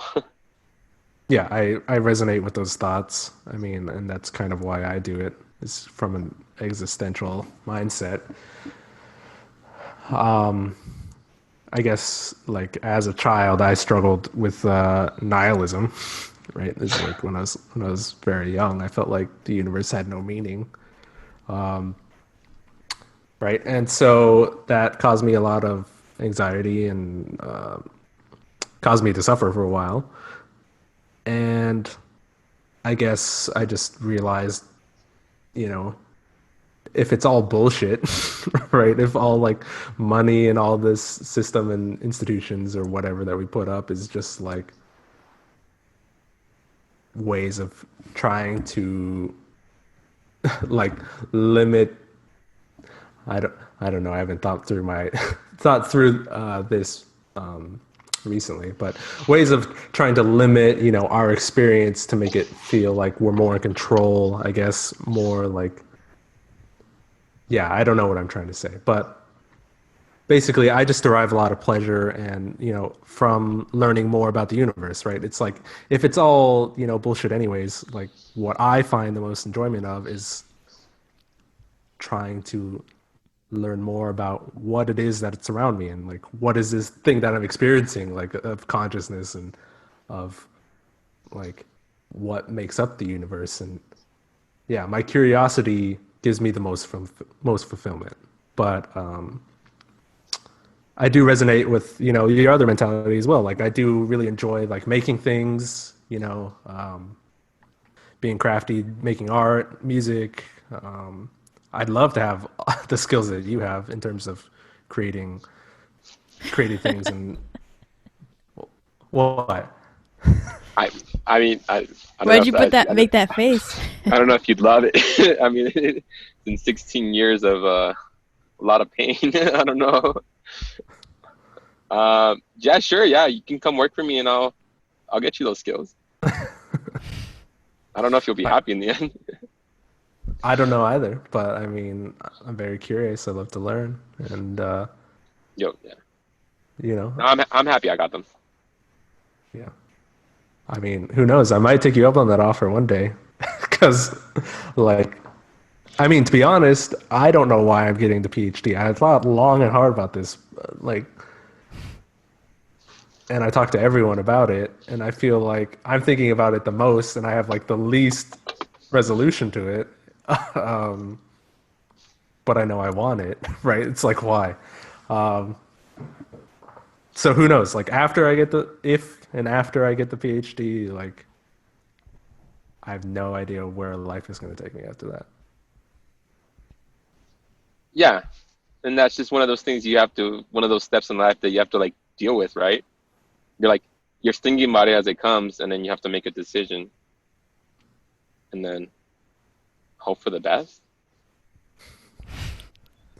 Yeah, well, I'm just banking on the fact that, even as I stand right now, I have skills now. I've, in whether conscious or not, how much forethought I put into it, I learned some stuff along the way, right? And Yeah. some people want to know that stuff. So, you know, hopefully, regardless, I'll be able to capitalize on that somehow. But anyway, I so I mean, mean, yeah, go ahead. I was just What gonna about say, Irene? for What does me. Irene want with her life? Well, I was gonna ask you guys, like, do you have some large goal or something that you may see in the future that you really hope that you could achieve?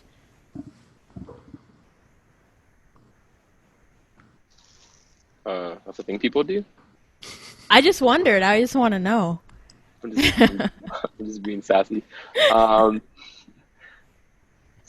I mean, I've thought about it for a long time, and I'm just kind of in that thing where like I I I don't think there is something that I just want in the end.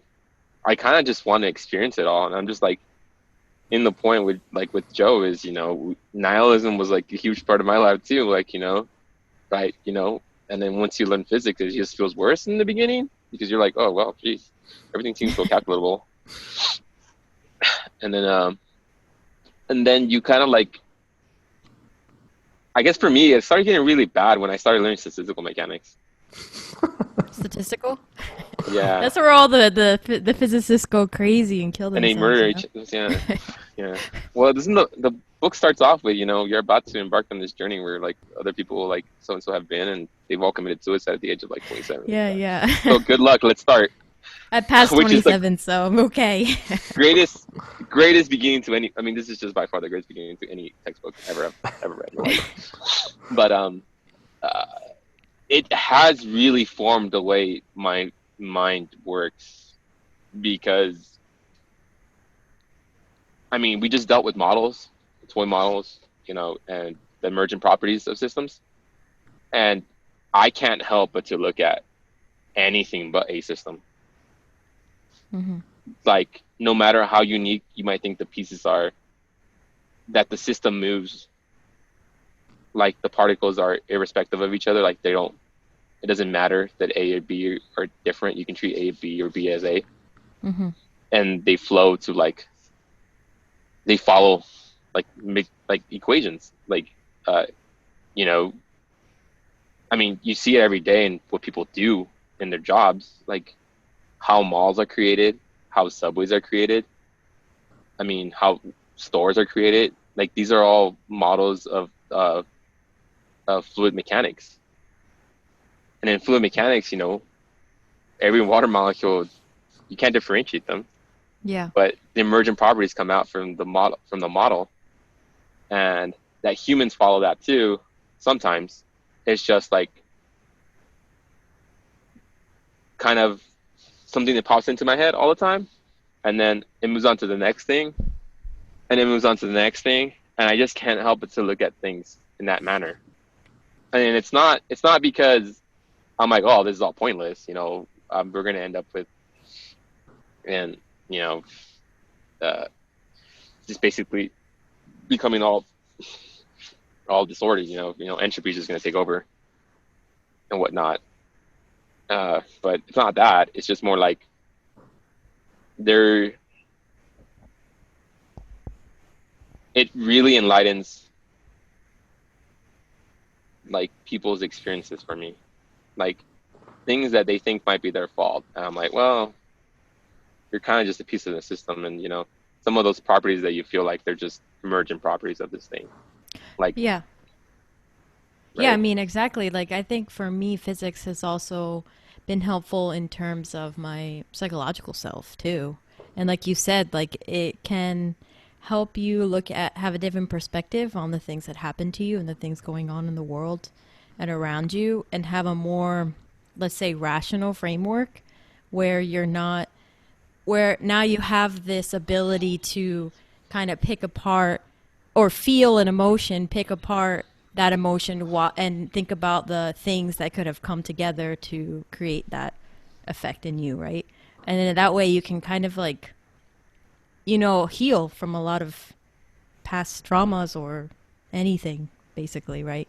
Um, I think it is helpful.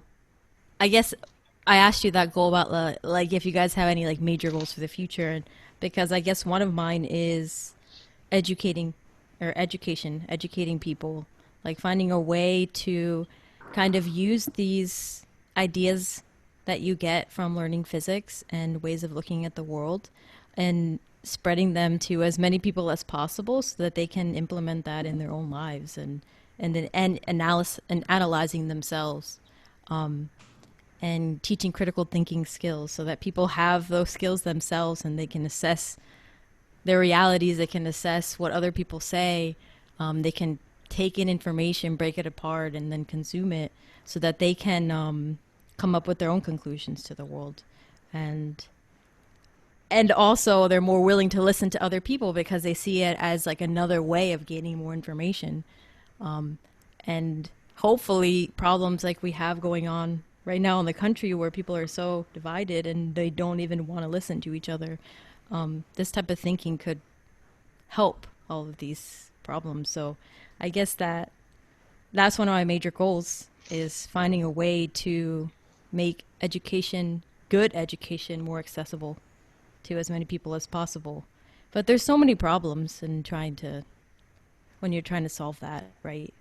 Um, Yeah. and just even hearing your story too is frustrating because you have so much to bring, You know, you have so much to give to the world, and it's like for something stupid like a piece of paper to be the thing that's holding you back is frustrating. It's stupid. It's ridiculous. Like, why do we have this system, which doesn't even make sense to me? Because you're literally, I feel like if you're a baby, you come into this country as a baby, you should have citizenship. Come on. You're like literally, I don't Yeah. know. How old are you? I mean, you were 7 months, right? You didn't have a choice to come here. You came here. You should have immediate citizenship. You've been working in this country, giving back to your community for like what? How many years of your life? Yeah. But 29? we go back to like it's kind of it's kind of funny how things circle, and they like, because we're talking about education, then we're talking about immigration, and I mean, and about citizenship, which is like basically a law. And I'll like circle back to like the BLM movement right now, like Black Lives Matter. Like the reason why people are upset, and it's something that I've experienced my whole life too, is that that the reason people hold down to like not giving me a chance was because of laws. They're like, you just didn't follow the law, you just didn't. So sorry, you can't play the game. And Like you had a choice. yeah, and it's like, yeah, you're right. I didn't follow the law, but laws are created by people, and we know that there's systemic racism in laws. Like, why criminalize one thing versus another thing? Like in the BLM movement, why are people so upset? Right? Because they feel like their lives are dictated by this over criminalization of things that shouldn't, like, it shouldn't deny them the opportunity to have a life, to have a to have like a pursuit of something greater. And for me, it's my status. For people in other communities, it's over ticketing, or being jailed too often. Being arrested for like jaywalking. Going to jail. Just Like ridiculous. that is such an intervention that you don't see with other types of crime. Yeah. Yeah, like things that affect more people. Whenever like a big company and a CEO does something that affects millions of people, do they automatically go to jail? Do they automatically get handcuffed and thrown, and they're automatically, suspected? No, they have the presumption of innocence, and they get to fight it out. But if you are a minority in this country, or if it doesn't matter what kind of minority you are, as long as you're not part of what the laws are created around, if you're poor, white, if you're brown, black, Asian, whatever, as long as you don't fit the model of these laws, Hmm. like you're presumed guilty. Yeah. You get the penance of jail. You get the penance of you already get you are already punished. Yeah. And that's not the way a lot of people look at it. They don't see that you're already being punished before you're even presumed not, and that's what everyone else complains about. When they're like, whoa, you can't treat me like a criminal, you're presuming me guilty of this and that. But it's like, some voices in this country they have more volume. And it doesn't matter how many of you are. So it's the same thing we struggle with every day, and we wish we could change. But here we are. We're in the midst of these movements. Yeah. Yeah, that was well said. Um, I yeah, mean, I mean, that's why, yeah, but we have to keep working at it, right? Because Yeah. who's going to do it if we don't keep, and we all have our skills, right? We all have our strengths, and we all have to decide how we're going to use them if we want to. I mean, not everyone has to fight the fight, but I personally feel like I want to do that somehow. And I think education for me is a way that I could really help the world. But anyway. Yeah. Yeah, you're right. No, and I think it's what I try to practice every day, and why I like physics is that I want you, like you said, I want to help people understand things. Yeah. Like I want to understand physics at the level where I can teach it to my dad, to my Yeah. mom, my brother, my sister, and I don't have to teach them like calculus. I can just, teach them the way to think, Yeah, exactly. the pedagogy behind physics, because that's where we really struggle, is like pedagogically we are different when we go into physics than when we come out, Yes, right? exactly. We get like brainwashed or whatever. Yeah. I'll say in a good way. Let's, I don't lose myself, the person Yeah, before, but yeah. And for me, like I really value people. Like the relationships I do have, I really do value them. Like if I see someone on the street, I don't presume them to be bad immediately. I give them the benefit of the doubt always. You always have the benefit of the doubt. Um, so when I look at times like this and how I can fight for the things that I believe in, like rights of people, e- uh, equity, just anything in general, better education. I I have to listen to those people who I'm fighting against. Like I have to. yeah, I have to like see them as a human being and see what they're trying to protect because they're all trying to protect something. They've all gained something trying to protect it. And where they're coming from and what they know and work on that, you know, like basically make them see me as a human being and give them reason to want to like even listen to me. yeah, exactly. Of course. Yeah, Yeah. I mean, I say the same not stuff I always talk about with Joe too. Um, yeah, I mean, it's not good for the cause if you're othering people, right? Like if you're not Yeah. actually listening and trying to understand their point of view. What are the needs of these of that they have? We have to listen to everyone and try to figure out how can we collectively meet the needs of everyone, right? You said they're Yeah. protecting something. Yeah, of course they're protecting something. We all have similar needs, you know, the fundamental needs that we have, and I think that it's important to. I don't know how, I guess that whole process of how to find a system that fits everyone needs, how that works coming from where we are right now. But I'm I hoping mean, that, yeah, go ahead. laws, like we're talking about it, Yeah, like yeah, of course. people, the opportunities they have, and basically how they're seen in this country depends on how the laws are administrated. Like, if you have a broken windows policy, all you're gonna have is a bunch of vagrants that are black, brown, and Asian because they're all the ones committing the pettiest of crimes because they're all in the places where, their outlook on life makes them make those choices. Basically, they're in Yeah, this system. They're in this like they're in this end body system, and these are the emergent properties, yeah, exactly. right? The rules are there. We create the rules in the beginning of the system, and then we see what plays out. And no matter what you do differently, like I can't tell, you know, people on the bottom to lift themselves off and fight against the system, and that's how they win. When like I'm like, no, it's obvious how this is going to turn out. No matter how much I tell you, pull yourself up by your bootstraps, it's not going to happen because the system wasn't created to have these emergent Yeah, properties. Like it wasn't created. What you're going to get is what you see and what we continually see and what we see all the time yeah, because exactly. we don't change how we criminalize things. And it's that fight we have between safety. We want safety, but we also want justice, right?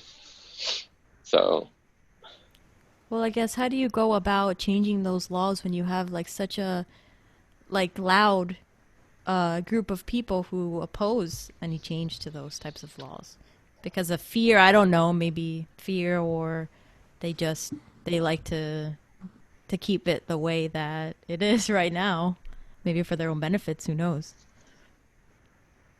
I mean, at some point we have to set our expectation, right? Um, like, is there any feasible way of doing this without doing no harm? Like, when a revolution happens, does it happen without anybody being hurt? Probably We've not. already had casualties in this one, so Yeah, yeah, but I mean, any revolution always has casualties because, you know, the world is dynamic. Humans tend not to be dynamic. We tend to try to control things.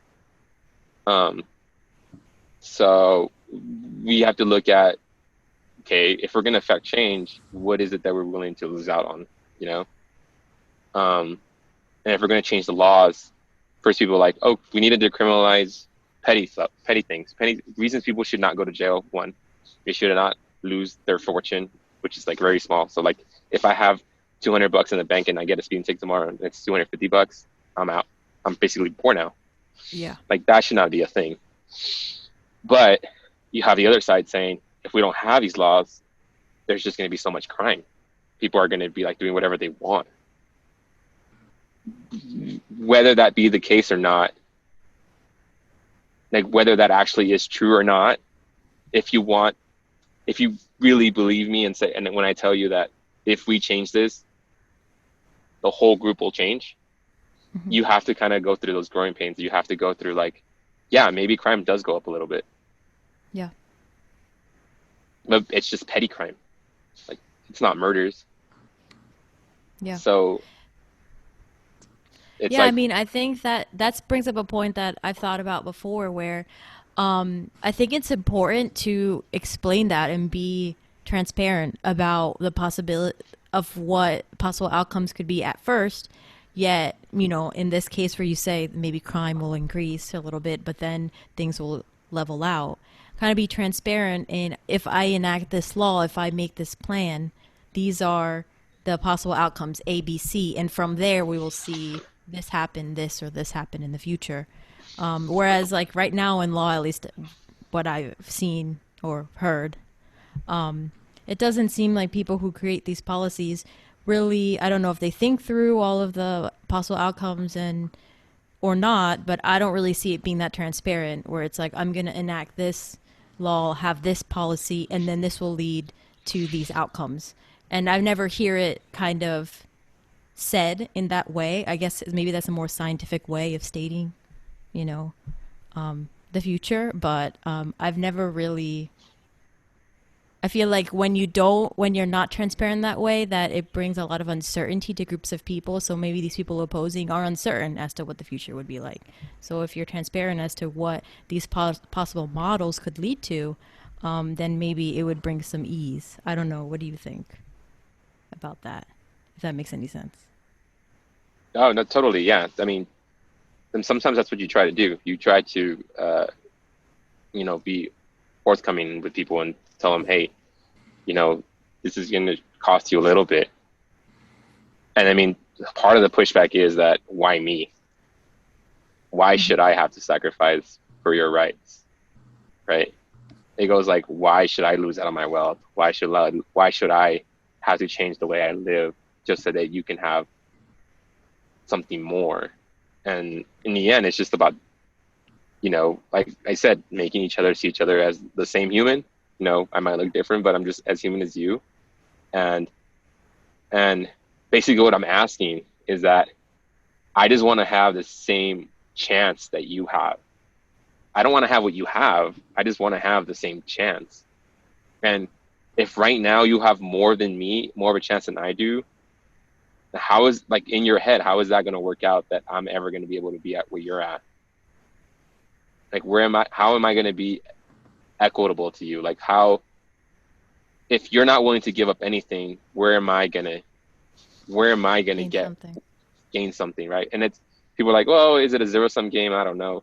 I mean, in this case of democracy, sometimes it is a zero-sum game, sometimes it's not. But in this case, I truly believe it is. Like, you do have to sacrifice a little so that, that people are more equitable. It's just, I have few instances in my life where you don't have to give up something. And in that case, that's where we get to this whole like political science thing of what's a government and like, what is a government there for? Why do countries exist now, right? And like, because people are like, oh, we don't need a government. Libertarians, we don't need any government.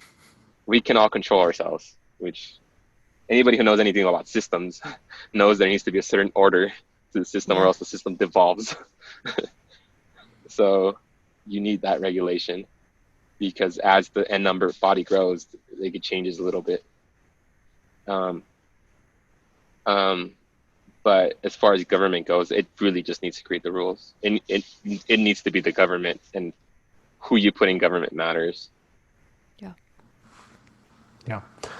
So, I mean, this is kind of doubling back to a point that you brought up earlier, but brought up a couple times, right? I don't know. It seems like you might share a lot of the same intuitions that Irene and I have about free will and about whether or not it exists. Freedom, free will. Yeah. Very well, yeah. Those loaded words, dude. Right. We don't need to First go into Amendment, Second Amendment, Third Amendment, Fourth. What? we don't need to go into the details of that, but there's a couple things I want to highlight. Is that it seemed like it caused you some anxiety to perhaps consider the fact that we might just be some end-body system acting out the laws of physics, and maybe we don't have as much say in it as we think we do. But to me, I think this actually shapes my outlook in a more positive way. Mm-hmm. And it kind of relates to this topic, right? Is if we don't have free will, take it as a presupposition, say we don't have free will, then and people are just acting out their lives as they would be forced to, right? And this brings up the concept of moral luck, right? Is like if you would have to accept the fact that if you were in someone else's shoes, you would have to act out their life the same exact way as they would have, right? And so the only thing separating you from someone else is sheer chance, right?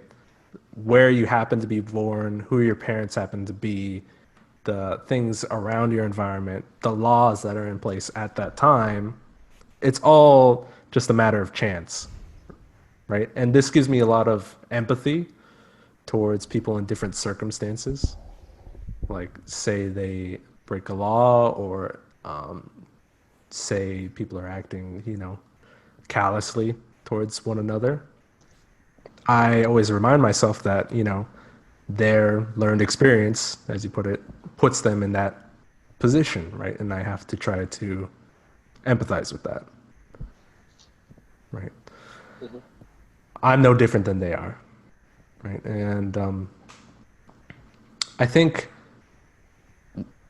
this also ties into like another philosophical like thought experiment that I've heard in like vegan circles is like an argument I've heard for animal rights is like if you imagine you can come back as any life form on this planet, clearly you wouldn't want to choose like a chicken or a cow, right? Picking up the cow. Right. And just by practicing empathy in that way of trying to put yourself in that conscious experience, you kind of can remind yourself what it means to be equal and actually care about the experience of other living beings, right? Yeah. And I guess it's just a way of practicing empathy,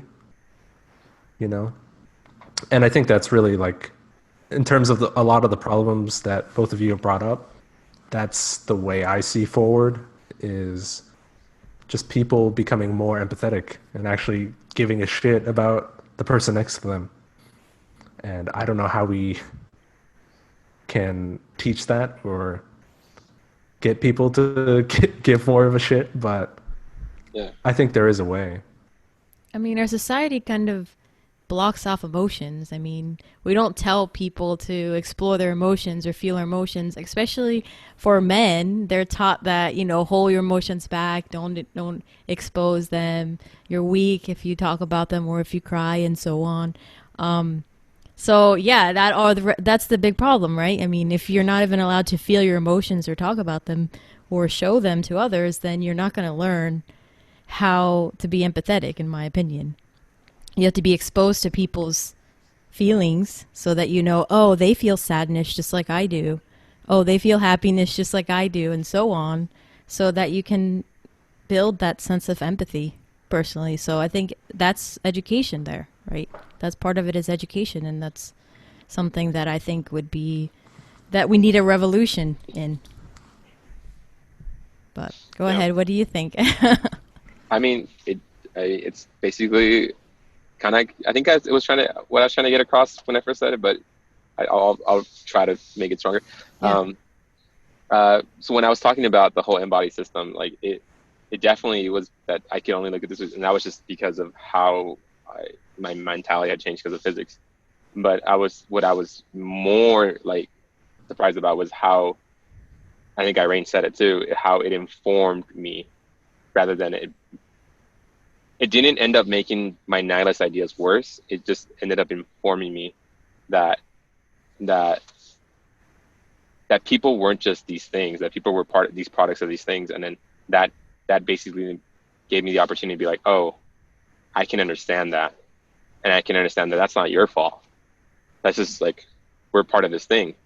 And in my sense of free will, that basically is that my being informed so that I can change the system. It's not that I don't think that the system doesn't evolve. It does. It has to evolve. I mean, we went from barbarians to like this. So Yeah. my learned experience is that the system is evolving. We're not stuck to whatever we are, you know. Some things are harder to get rid of. Maybe some things are more ingrained in the system. But that doesn't mean I have no hope that it can change. But being able to look at the system is definitely really helpful. Like being able to like see emergent properties and, you know, notice that people have free will. They just sometimes are forced into having less free will. So, I mean, when you're starving, it's kind of hard not to choose not to steal, you know? Yeah, You of know, course. right?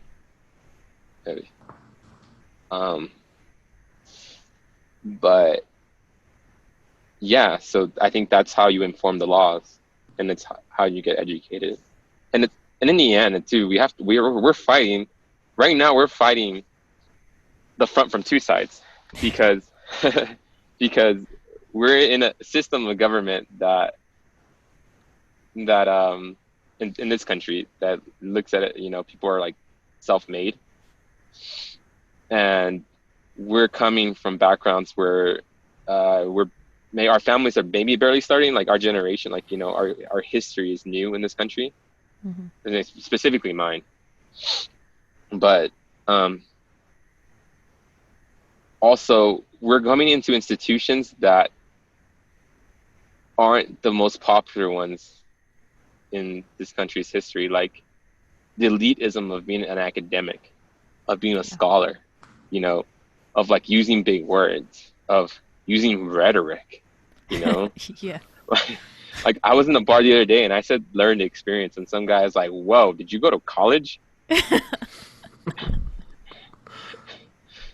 And I was like, I mean, are you in college? Something like that. He said, like, are you in college? I'm like, no, but I went. I mean, I listened to some TED Talks. So I feel we're coming at it from an angle of like, you know, the country's ideas aren't so great. They're not so informed. And where you get into information is where we're at in these institutions, but then these institutions they're also a problem. They're not created in a way to like really disseminate information in an equitable way, like really teach the masses, right? Yeah. It's like, it really is a way to elevate people, but only the people who can. Yes, exactly. I mean, Right? it's good to see that there's more, like this bridge program that we have here. It's nice that there's programs like that where, you know, specifically is trying to get people who don't have a strong background in physics for different reasons and minorities in physics. And I think that personally, I already see a change in slowly a culture here in physics. I don't know if Joe would agree with me because I know we talk a lot about the culture in physics and how it can be elitist and stuff like that. But I think that this program is helping change slowly the culture, and I think that people like, you know, like us, we're getting educated. We've been educated, and I feel a personal duty to help the education system and bring, you know, give opportunities to people who normally wouldn't be able to get this type of education. Because we're all going to be stronger. You know, our country's going to be stronger for doing that. The world. But the world, yeah, the world. Because this country is supposedly the bastion of hope and freedom, as Prime Minister of UK Boris Johnson put it when he was asked if he still believes that Trump is a good guy. He basically was like, didn't say Trump is a good guy, but he said America's still the bastion of hope and freedom, which are big words for, you know, our old oppressors. Yeah. But Um, Go ahead, Joe. yeah, so I was just going to say a couple words on my feelings about the bridge program and stuff like that. Is I think it's definitely a good thing, right? It's just being part of the first couple iterations of it. I feel like I'm experiencing the growing pains personally, but I can definitely envision a long-term effect that is totally beneficial, right? So right now the system is not where I would want it to be. I think it's still pretty fucked up. I think that's always going to be the case, and that's why we got to do something about it. But if we didn't have the program at all, then it's just like then we're doubly fucked, right? It's like then, You wouldn't be here talking about it. yeah, Yeah. right, exactly. So Yeah. yeah, it's just difficult when you're in it, and experiencing it. Yeah. I think this is where Irene's hope and mentality comes in, man. She's the one. See, Well, I mean, see, you, I know what he's saying. There's growing pains for sure, but I guess I'm looking at it in the future. I'm being yeah, optimistic. I'm like, yeah, it's yeah. great. It's, you know, I try to frame things in a positive light, I guess. No, but you're totally right. I mean, you're totally right. I mean, in that case, like, using the way you were talking to me about it is that I would suggest, Joe, it looks like you're in the position to do something about that. Yeah, that And he that does. He's the one who injects a lot of the conversations that we have, like emotional conversations that we have. He's the one who really brings up a lot of issues that we have, right? I think a lot of the good conversations we have been because of you, Joe. So I don't know. about the culture in the department. So Just yeah, maybe. I mean, at least in terms of our bridge program. But I mean, yeah, I guess I think that's my responsibility, right? Is like just because I'm self-aware enough to feel this. For me, it's suffering. For me, it's pain. And I don't know if everyone else just has a totally different experience or they're just not as self-aware. But because I get the perception that for some reason I'm more sensitive to this, I feel like it's my job to try to stick up for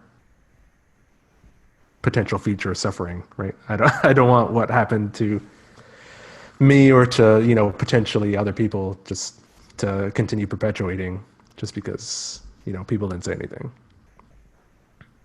But anyways, Keep your job straight. that's why we have the podcast. podcast at all, right?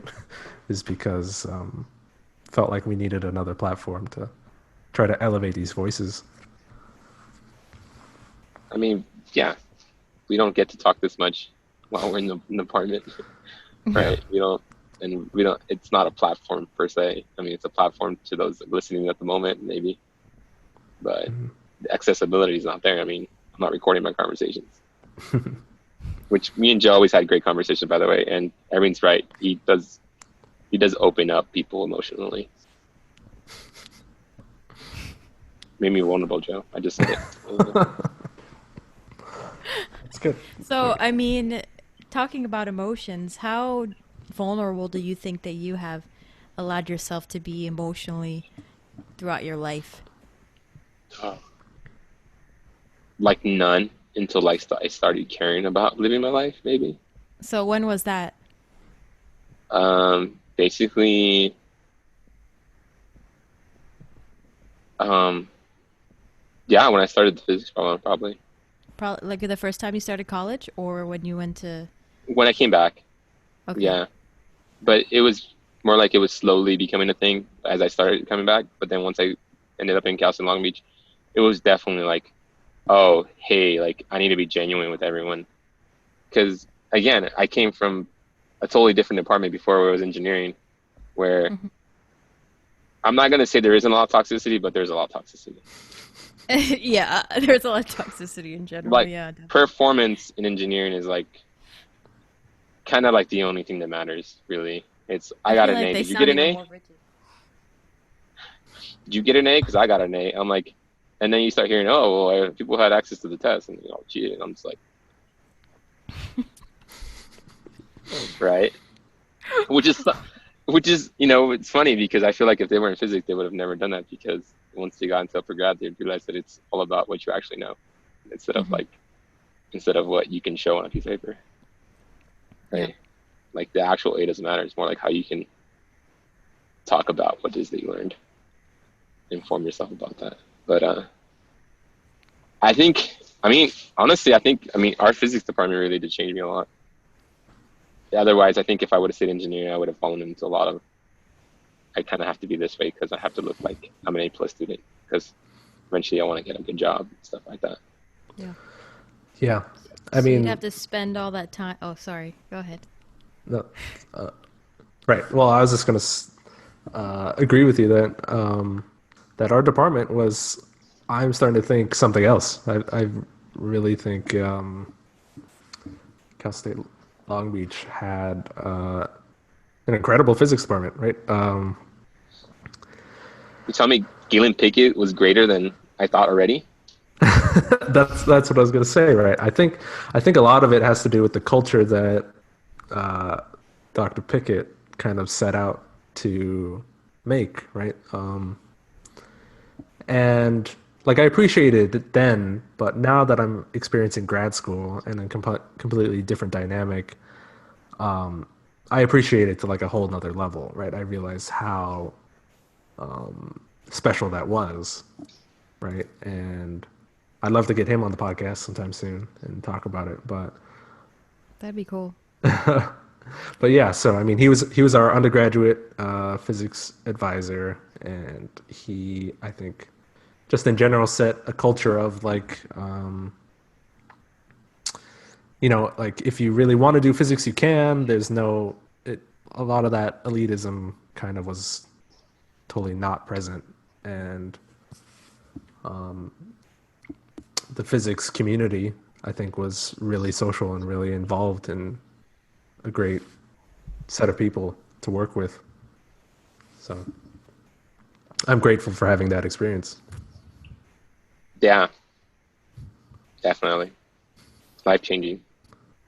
I don't know if a lot of people can say that about college, because, a lot of the rhetoric saying that college is just a scam, that it's just, it's just a way to create money for institutions, that it's worthless, meaningless, it's going to give you no value in your life, which, I listened in college, so I think I got a lot of value, but yeah. Who says that? I mean, I had a lot Bitter of value people who from my can't get a job. experience. I mean, I don't mean to say it that way, but it seems like these are the characters, when your expectations aren't met, basically, like when you Well, struggle to maybe get an I A, you haven't. did whatever possible, and then you didn't get that 150K job, and then you're like, well, I got gypped. Yeah, well, I mean, I recall me and my stepmom having a conversation like that. She said something similar. I mean, God bless her heart. I mean, like,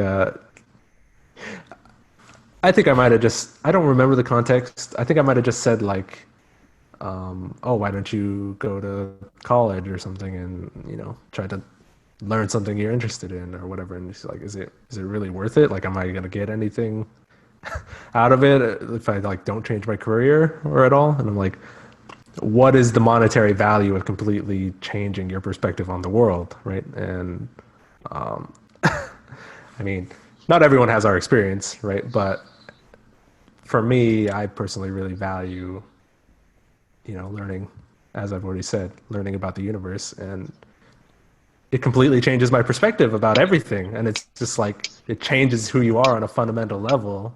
And it's just like, what is that worth to you, right?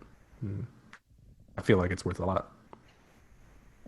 Yeah, I mean, some people, it might not be a good fit for them. Maybe they're not in the right place in life where they're going to really reap the benefits of getting an education, like going to college, like that.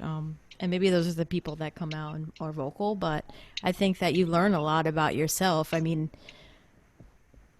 I mean, if you have, I guess I wanted to say maybe they haven't had an identity crisis yet in their life, but I feel like in college, that's where, I mean, I had a lot of, I mean, starting from high school, I had struggles, and then going to college, I had personal struggles too.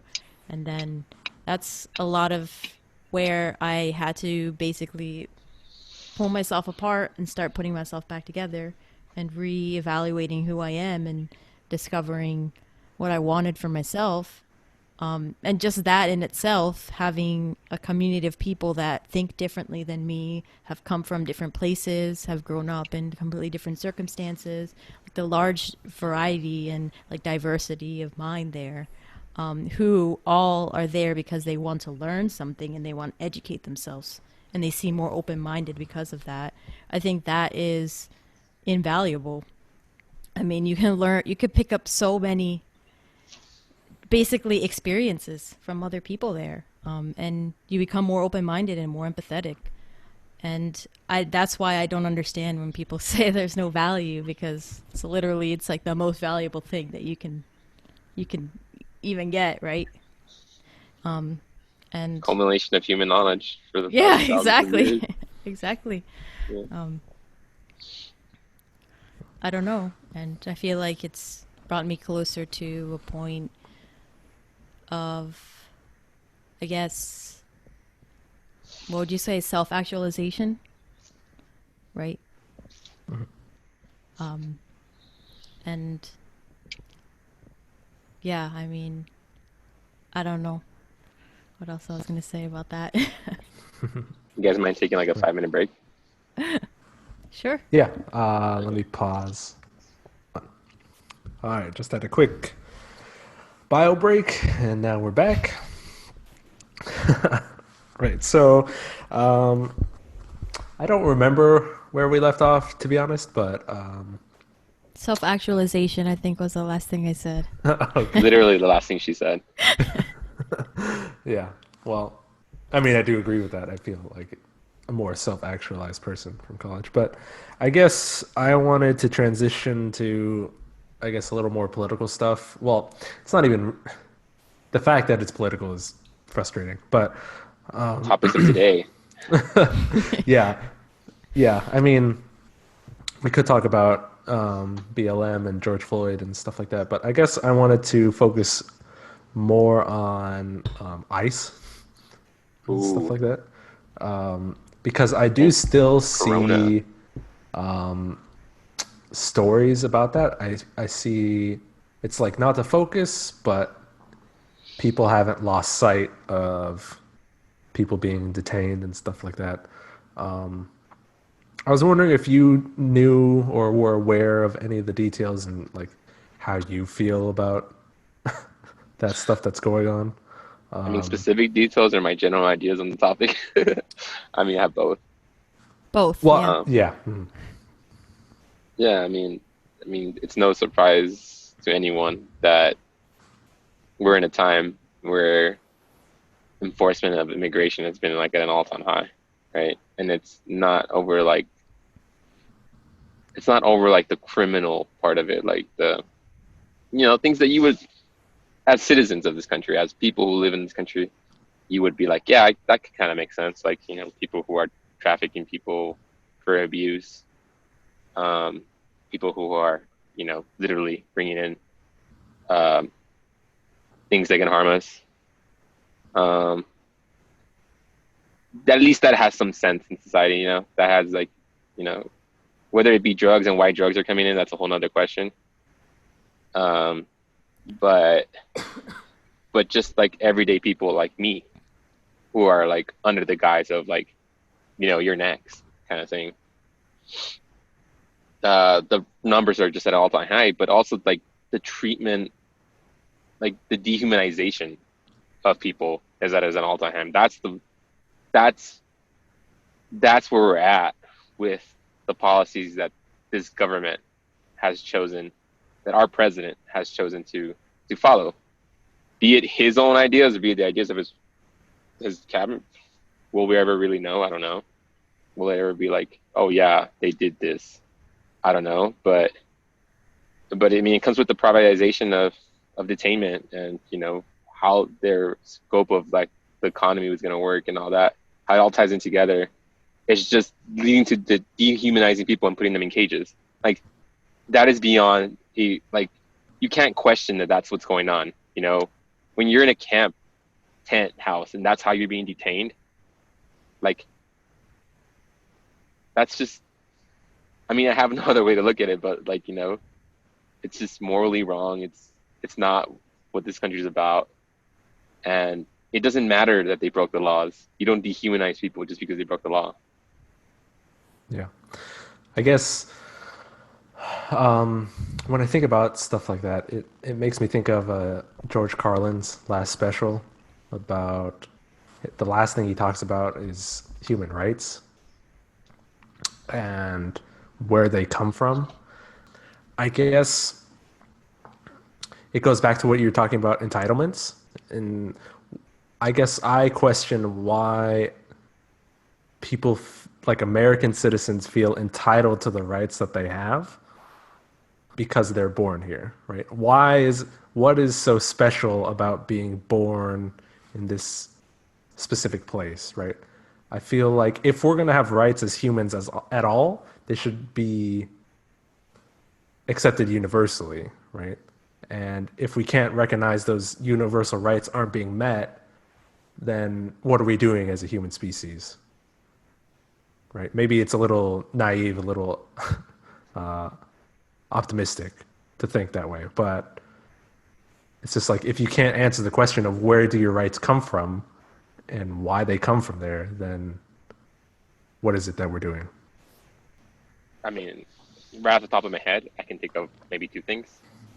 Yeah. True. And the easiest thing is just scarcity. Some people might just have the idea that what America has is scarce and it's not something that they're willing to share, basically. Like, as simple as that. Like, not every country could be the greatest, and if I live in the greatest country, I got to protect that. Yeah, but that's kind of like a narrative that I think the general public has kind of bought into, that is kind of, to me, like a lie, right? We have more wealth than the rest of the world, right? It's just, it gets concentrated to these very few people, right? Like, we work, like, economists used to project back in the day that, we'd have less and less, work hours because we'd get more productive, exponentially more productive. And that's true. We did get exponentially more productive, but we're working many more hours than to produce more. Yeah, exactly. And that's just because we're not reaping the benefits, right? Yeah. I just clearly put it out there as just people's mentality, whether it be wrong or right. That's probably where they're coming from. Right. I understand that. Yeah. The second one is oh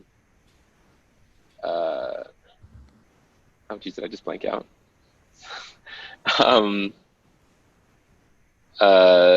So the first one was because the scarcity problem, and the second one was, sorry, I get these brain farts sometimes. It's okay. But I guess I'll just respond to what I imagine the response would be, right? Is like, I will recognize that having borders are important. Here I don't. Right. Having borders are important, and it's important that you look after the citizens of your country and that they can be able to invest in the country with taxes and see the benefits of that, right? I recognize all those facts. Okay, so that's kind of, I remember now what I was talking about. Okay, so some of it has to do with the heritage. So, like you're talking about taxes and investment, is that, some people's families have been here forever and they were part of the making of this country. And they're deserving of it because they are part of that lineage. Like, if you're a citizen and you were born here, it's because you're part of a lineage of people who have been bringing up this country. Where that changes when you start getting an influx of immigrants. Yeah. Right. And I understand, that's been a source of tension in terms of like Europe and Syrian immigrants and stuff like that. People being afraid of losing their culture because all of a sudden, the majority of the people are no longer the people that live there, right? or made it. Right, exactly. But I guess comes back down to empathy again. It comes like once you start violating basic human decency, I guess I would call it. It's just like it's definitely going a step too far, right? It reminds me of Japanese internment camps, right? In terms of, you know, during World War II with Japanese Americans being in good standing, just having all their rights taken away and being put in camps, right? Yeah. Then they're not rights anymore, right? They're as George Carlin put it, they're privileges, right? Oh yeah. And right, so it's just like to be repeating that experiment, you know, the optics may be slightly changed given the fact that, they're immigrating, but to me, the moral problem is exactly the same, right? So I don't know. It's really disgusting to see what happens, what's been happening with ICE and immigration and stuff like that. Um, but yeah, I mean, so I don't know. Did you have any other specifics you wanted to talk about? Uh, well, I mean, right now, I mean, we're looking at two things. That this country, like the administration, this country is going after. It's going after enforcing, getting people who they think do not belong here, and trying to reduce that number as far as possible. I don't know if that's just the pander the base, or they genuinely believe that that's better for the country. It's kind of hard to tell. Um, but also, for those that are already here, like me, who have support from people, because there is a difference in support. Like there are people who will support people who have lived here their whole lives, but there are not people who will support people continually come here illegally. It's just the fact of the matter that it doesn't sound good. It doesn't sound like a good idea to just continue to let people to come here illegally. And there's some people who just won't support that. Will they be willing to support an easier way to come here? Because people coming here does help the country. It's making them believe that. But there are people like me who are just already entrenched. We have our roots down. So it's harder to get rid of us because we have bigger roots. We have people supporting us. And right now, I mean, that's being attacked right now. It's in the Supreme Court right now, literally pending this month. I think the Trump's authority to have rescinded DACA program the way he did, and if that was legal or not. So that's something that we're waiting for. I mean, and it's all how our country was built. Our country was built with the Constitution. The makers of the Constitution said, "Hey, this is what we want the country to be," and then it developed court systems. It developed enumerated powers. It created states. It gave them enumerated powers. It gave the federal government enumerated powers. That was the whole Federalist Papers. You're trying to figure out what kind of country we wanted to have, right? And then we created the rule of law, and then the interpretation of law. So the court system, Supreme Court justice, and then we had case law, and then that's really what we have today, right? We have the culmination of legal thought to now. Then that's what our country is. But nobody sees it that way. Nobody that I have contention with, like with our friend Cameron. Like the other day, I was having a discussion, and our other friend Nick, they both come from more conservative backgrounds, and I told them my biggest gripe, my biggest problem when I try to have an argument with somebody, like a discussion or discourse about politics, about social policy. Like the hardest thing for me is to figure out where they're coming from. And what I mean is where they're coming from is, what is it that they truly believe this country is, or like where the identity of this country. Where does it come from? Like, I honestly can't see where they're coming from that, because it doesn't seem that way from what they're saying. So I paused the question. Like, I assume everyone believes in the Constitution. I kind of have to. That, like, if I were to ask everyone, like, hey, what defines this country? I'm like, well, maybe the Constitution. It's what we derive everything from. And then I'm like, okay. And then if you do believe in the Constitution, like, what kind of Constitution do you believe in? Like, is the Constitution malleable? Like, can it change? Is it elastic or is it inelastic? Like it can't change. It's rigid. It is what it is. It's the identity of this country. We can't change it. I think if people came from that, at that point, maybe their arguments or their ideas would change, because then they would have to acknowledge that every amendment in the Constitution is equally as valid. That the 14th Amendment is just as valid as the Second Amendment. That the 21st Amendment is just as valid as the First Amendment. They're all amendments. They're all based off the powers enumerated by the Constitution. And also, if the Supreme Court decides that something is something, then yeah, that's valid too, because it's an enumerated power from the Constitution. That's how our system works, right? But half of the time I hear people saying, well, I believe in this part of the government, but I don't believe in that part of the government.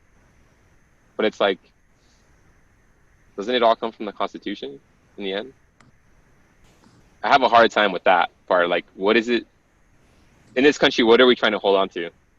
The people, the Constitution, or the land? Yeah, I mean, yeah, this goes back to the question, like, where do your rights come from, right? And Yeah. The Constitution is one basis to do that. And right, so if people can't answer where the rights come from, then I think they need to think about that. And yeah, what is the purpose of those rights? Yeah, right. If we derive our rights from the Constitution, why is it that those specific rights got put in the Constitution in the first place, right? I mean, I think these are important questions to be able to answer. Yeah. I mean, that's probably why I think the framers made it a malleable constitution. Like, they made it so it can change. They didn't make it so it can change easily, Yeah. They don't want it to be like, oh, I decided tomorrow that I want to wear a blue shirt instead of a red shirt because now I just hate red shirts, right? They want it to be like systemic changes in our social structure that guide what this country should be, right? Yeah. I mean, it seems like nowadays that's been a little bit too difficult to change it, right? Like, when's the last time the Constitution's been amended? Yeah, I mean, right? Yeah, no, technically, under the Constitution, technically, women still don't have rights. It's never been ratified. I mean, it's law, but it's not a constitutionally protected right. And it's just like, how is that even a thing? Yeah. Like, how? Like, we're already dealing with, like, we're on the cusp of humanity where we're like understanding that, hey, we're not just XX, we're not just XY. Our brains don't technically alienate with our biological expression. Like, we're figuring out all these things about us in the universe, and it's like we're still stuck on, this dumbest of things. Yeah. And you're right, it just gets worse as time goes on. Yeah. And I think the amendment thing is just because of the polarization of the parties, right? It's just like, it's become so gridlocked in terms of progress, so entrenched in party think that it's really, I think, put a damper in terms of progress for America. And I think it's caused a lot of citizens to basically lose faith in government, right? Just playing party politics as usual has really gone to the point where everyone feels frustrated and disillusioned with the system. Yeah. I've been unable to affect change. Yeah. Yeah. Yeah, and I guess that's why like the optics of the protests for the George Floyd protests are perceived differently by everyone, but it's it's refreshing to see all these, at least state and local, and there has been some bills passed or put forward in the House for making change, right, because of the protests. Actually, seeing something potentially productive come out of it is refreshing, right? And it reminds you that it gives me a little hope, I guess, that perhaps we could actually use organized efforts from everyone to enact change that is meaningful to people's lives. No, yeah, yeah. I mean, we have to judge that at the end, but sometimes we'll be like, well, we didn't get enough for how far hard we fought, and it seems like that's just getting, like we said, it's just getting worse and worse. I mean, when you have, the tinderbox that was, the unequal treatment of people because of the police, due to whatever be the case, racist laws or uh, uh, systemic racism in how cities are developed, or how people have opportunity jobs and whatnot. Uh, that tinderbox can be lit by like someone like George Floyd, who, I mean, he was a person who just was another person who was affected, and then it was such a flash fire. It was huge, right? It was pent up emotion from like hundreds of years, literally. And in my head, that should like be radical. I mean, that should really affect people. But to this day, I see people fight it. And some of it I really think has to do with social media and the ease of access to information, and how some voices can be magnified versus other voices not so much magnified. Like that I could have maybe, I don't know, millions of people trying to speak out for Black Lives Matter, like millions upon millions and millions. But what conservatives here are like, I don't know, 100 accounts on Facebook that say, oh, well, these riots are wrong. They're doing it the wrong way. And this or that. And then just basically taking away from the movement instead of like trying to do anything positive. Just basically like saying, "Oh, just be quiet. You're wrong anyways." And it's hard. we live in an age when information is too fast and we can't process it because we're just not educated enough. We're not informed enough. I mean, I'm guilty of that too. Yeah. I mean, yeah, I agree that the media in general, I guess, kind of allows people to become stratified, allows them to be put into bubbles where they don't have to interact with ideas from the rest of the world. And if you were just like forced to live, neighbor to neighbor, you might experience more diverse thought. But I mean, I think this is, yeah, in general, I think that's a problem and something that we need to be aware of. But for this specific circumstance with the BLM movement, I think that it's so widespread. Like, there's that that plot by CNN of like all the states that protested, and the whole country was red. It was all 50 states had protests, right, at some point. Around the world. Yeah, and now that Austria, New Zealand, so on, like people are protesting around the world because of this, and I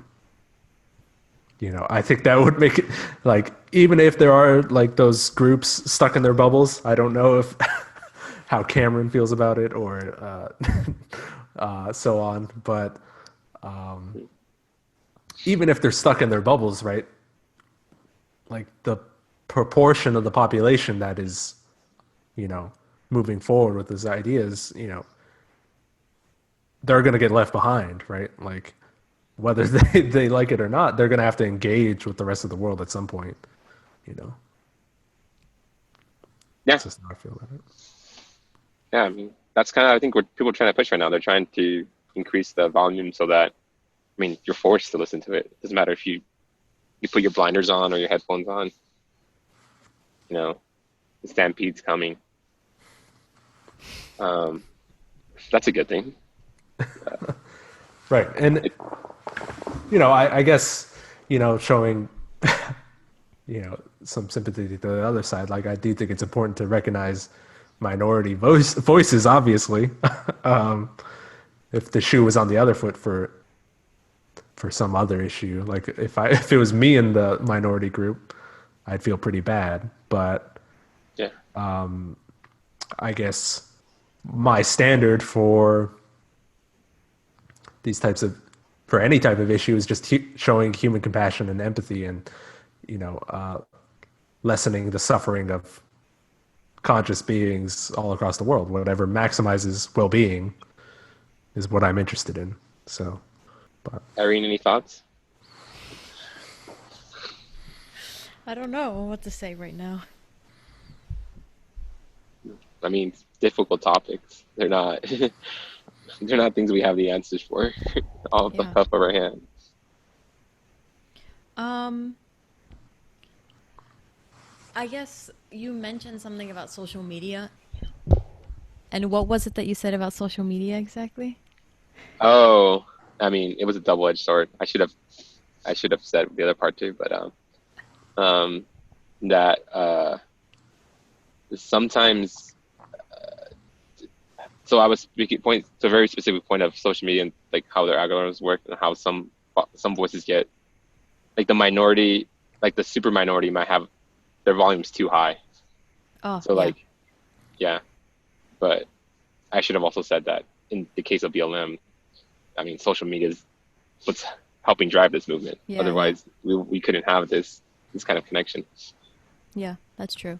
Yeah, I mean, I guess I just was gonna make a point about that, but I mean, you basically said it. But yeah, I mean, it's interesting that you said because a lot of times the very vocal minority, like you said, can take over where people now think that that's a majority, right? But it's not a majority of people who believe or who think like that. And on top of that, there's a lot of issues, I think, with technology and our increasement technology where we don't necessarily think about the repercussions, the social repercussions that they may have, and then thinking about, okay, what kind of laws can we enact before we actually put this technology out for the masses to use to protect people's rights. I mean, there's the whole stealing data information, and then there's the whole situation where we have people like with the bots and stuff that in a way like you said is this minority view where now seems like a majority view because of like this of technology basically, right, which is Hmm. spinning kind of reality and twisting reality in a way that now people aren't really even sure what is reality, what's not reality.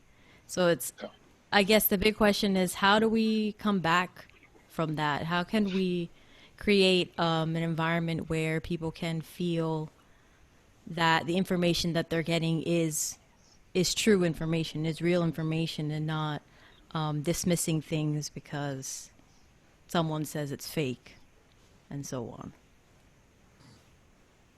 I mean, at some point, people had real faith and real respect for journalism, right? So like like at some point, we really thought as you know, like the news as the fourth branch of this government.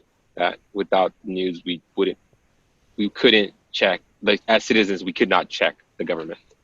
Like we could not be informed enough to, you know, change our congressman or change our president or change things. And my earnest feelings about this are that what we do for the sake of growth in this country. Like we do it for economic growth. And that's what this country's been about for a long time, is that we just want that GDP to increase by X% every year. I don't care how it happens. Like, I just want the policy that does that. And I mean, I'm not an economist, but I don't know how necessary that is. Like, if we can curtail economic growth for, social growth, it's a trade-off I would make, where, because part of the dilution of respect for the news and the credibility is because of how many news outlets there are now. Like, and there are different agendas. Like, in some ways it's like a barrier to access for creating a news program, but also it's also like a form of credibility, because journalists go through a whole education to become the people who they are, and to study the craft of getting information and checking it. I mean, nobody's perfect, but these people are generally trying their hardest to give you facts, right? But then it's up to the uber wealthy to be like, well, no, it's not in my interest. And then that's on one leg, but then it's on the other leg where, like, at the bottom of social influencers or people who are, I don't know, like the guard of the media, who are like out there disseminating what they think is the news, but without actual any credibility. So in this sense, it's just gossip, or it's just, hearsay and all that. And because there's a confluence of hearsay to actual news, that's part of also the dilution. So it's both ways. Yeah. But how we get back to that, we look at that this thing is the most important thing to us, and you literally have to regulate it. So, yeah, I agree that basically it's economic incentive that holds back, quality journalism, right? And like, you need sensationalism to get the clicks, to get the ad revenue, to sustain the business, right? That's the problem, is that news is a business. When the problem is that we need information that should be as objective as possible, but it is the polarization of the ideas, showing you the most extreme form of the ideas, that gets the clicks, gets the views, right? And it's exploiting our psychology to do that. Yeah, I was gonna be like, why don't more people demand like objective truth, like reality? I mean, that goes in my mind into education as well. Like, people aren't taught that this is important and how to even think critically. So that's why I'm saying, like, I think education is one of those fundamental pillars that needs to. Yeah, you stole the words from my mouth, right? That's what I was going to say. Sorry. No, it's okay. I guess I worry that I'm a little pessimistic in this specific area. It's like, I don't know how we get back to people reporting the truth, right? Is because deep fakes are around the corner, right? And then it becomes really difficult to disseminate what is reality from, creation, right? And the only way, I think, to defend against that is being able to critically think, right? And I don't know where I got that specifically. I can't point to like the one moment in my education that happened, but I feel like in studying physics, I picked up a lot of tools that helped me rigorously investigate ideas and, what people are telling me the truth is, to be able to determine for myself what I think reality should be. So I think that's the path forward. Like you said, education, teaching people to critically think somehow, to evaluate these news sources for themselves. Yeah. So I guess what you're saying is that the education gave you the intuition to be able to pick out who to trust and who not to trust, because in the end, we all can't be reporters. We can't be we can't be finding all the facts. We trust is necessary for our society to work, right? Yeah. You need to be able to trust the weatherman. You need to be able to trust whoever it is. You want to trust people because you can't go find these facts yourself. You would have no life. Yeah. I mean, and I guess it's also reading from every angle, right? Reading the rendition of reality from every possible angle possible, so that even if it is extremely biased and not objective, at least you can maybe get a truth by looking at all the different angles and seeing where they intersect, right? But that also takes a level of critical thinking skills that I don't know if necessarily they're being taught in schools, right? So Wow, man. Big it shouldn't ideas. be that hard. It shouldn't be that hard to get information, though. It should be straightforward and easy to get objective saying- information. We got to apply meta-analysis to our Yeah, needs. exactly. From the many, we can come up with the truth. Oh, that's true. As physicists, we could do that, and then we could have our own page of objective reality, right? Who's going to trust physicists? We're in elitist. Everyone's afraid of science. I forgot. That's a good Right? research Ew. research Like, ew, project. physics. Too bad for you. Create a neural network to try to read through all the news sources, right, and then spit out reality. Oh, yeah, that's true. A meta-analysis AI? What? That'd be an interesting project. See if it comes out with anything that makes sense. But anyways, I guess I'm becoming mindful of your time. I see that you are in the dark. We literally saw the sunset, right? So Right. So, but I don't want to cut you off. Is there anything else that you think is like a important million to touch on? things. But oh yeah, I mean, we could probably talk for hours and millions of hours or something on all the topics, Yes. but no, this is great. Yeah, having a platform to speak is fulfilling. well, Okay. if you want to do it again, we would love to continue having the conversation. Oh yeah. I don't know if you've noticed. I like to talk. Yeah, it's good. It's exhilarating, right? To have good Yeah. conversations. So Yeah. Yeah. That's, Well, sorry. Go ahead. that's the greatest value of education is being able to really, really talk about things. communicate and all that stuff. It's great. Yeah. Okay. There were things that there's just more things that I would like to talk about eventually, but I think that maybe we should continue write the them down. conversation. Part two. Mhm. Yeah. All right. Well, it's been great having you on, man. I really appreciate you giving some of your time to us and being able to talk. I thought it was really fun. I think we touched a lot of important topics. So Yeah, I just hope that my voice, I don't know, resonates with somebody somewhere. One person would be enough. I'm sure a lot of people. One person would be enough for me. But yeah, Yeah. it's just something that our time on this earth, right? yeah. Yeah. Well, I'll keep you posted on that and let you know how it goes. Keep you updated. And like Irene said, feel free to reach out to us, or if you want to talk again, or maybe we'll hit you up soon. I definitely will. Great. Are you All going to right. be in the mountains all week?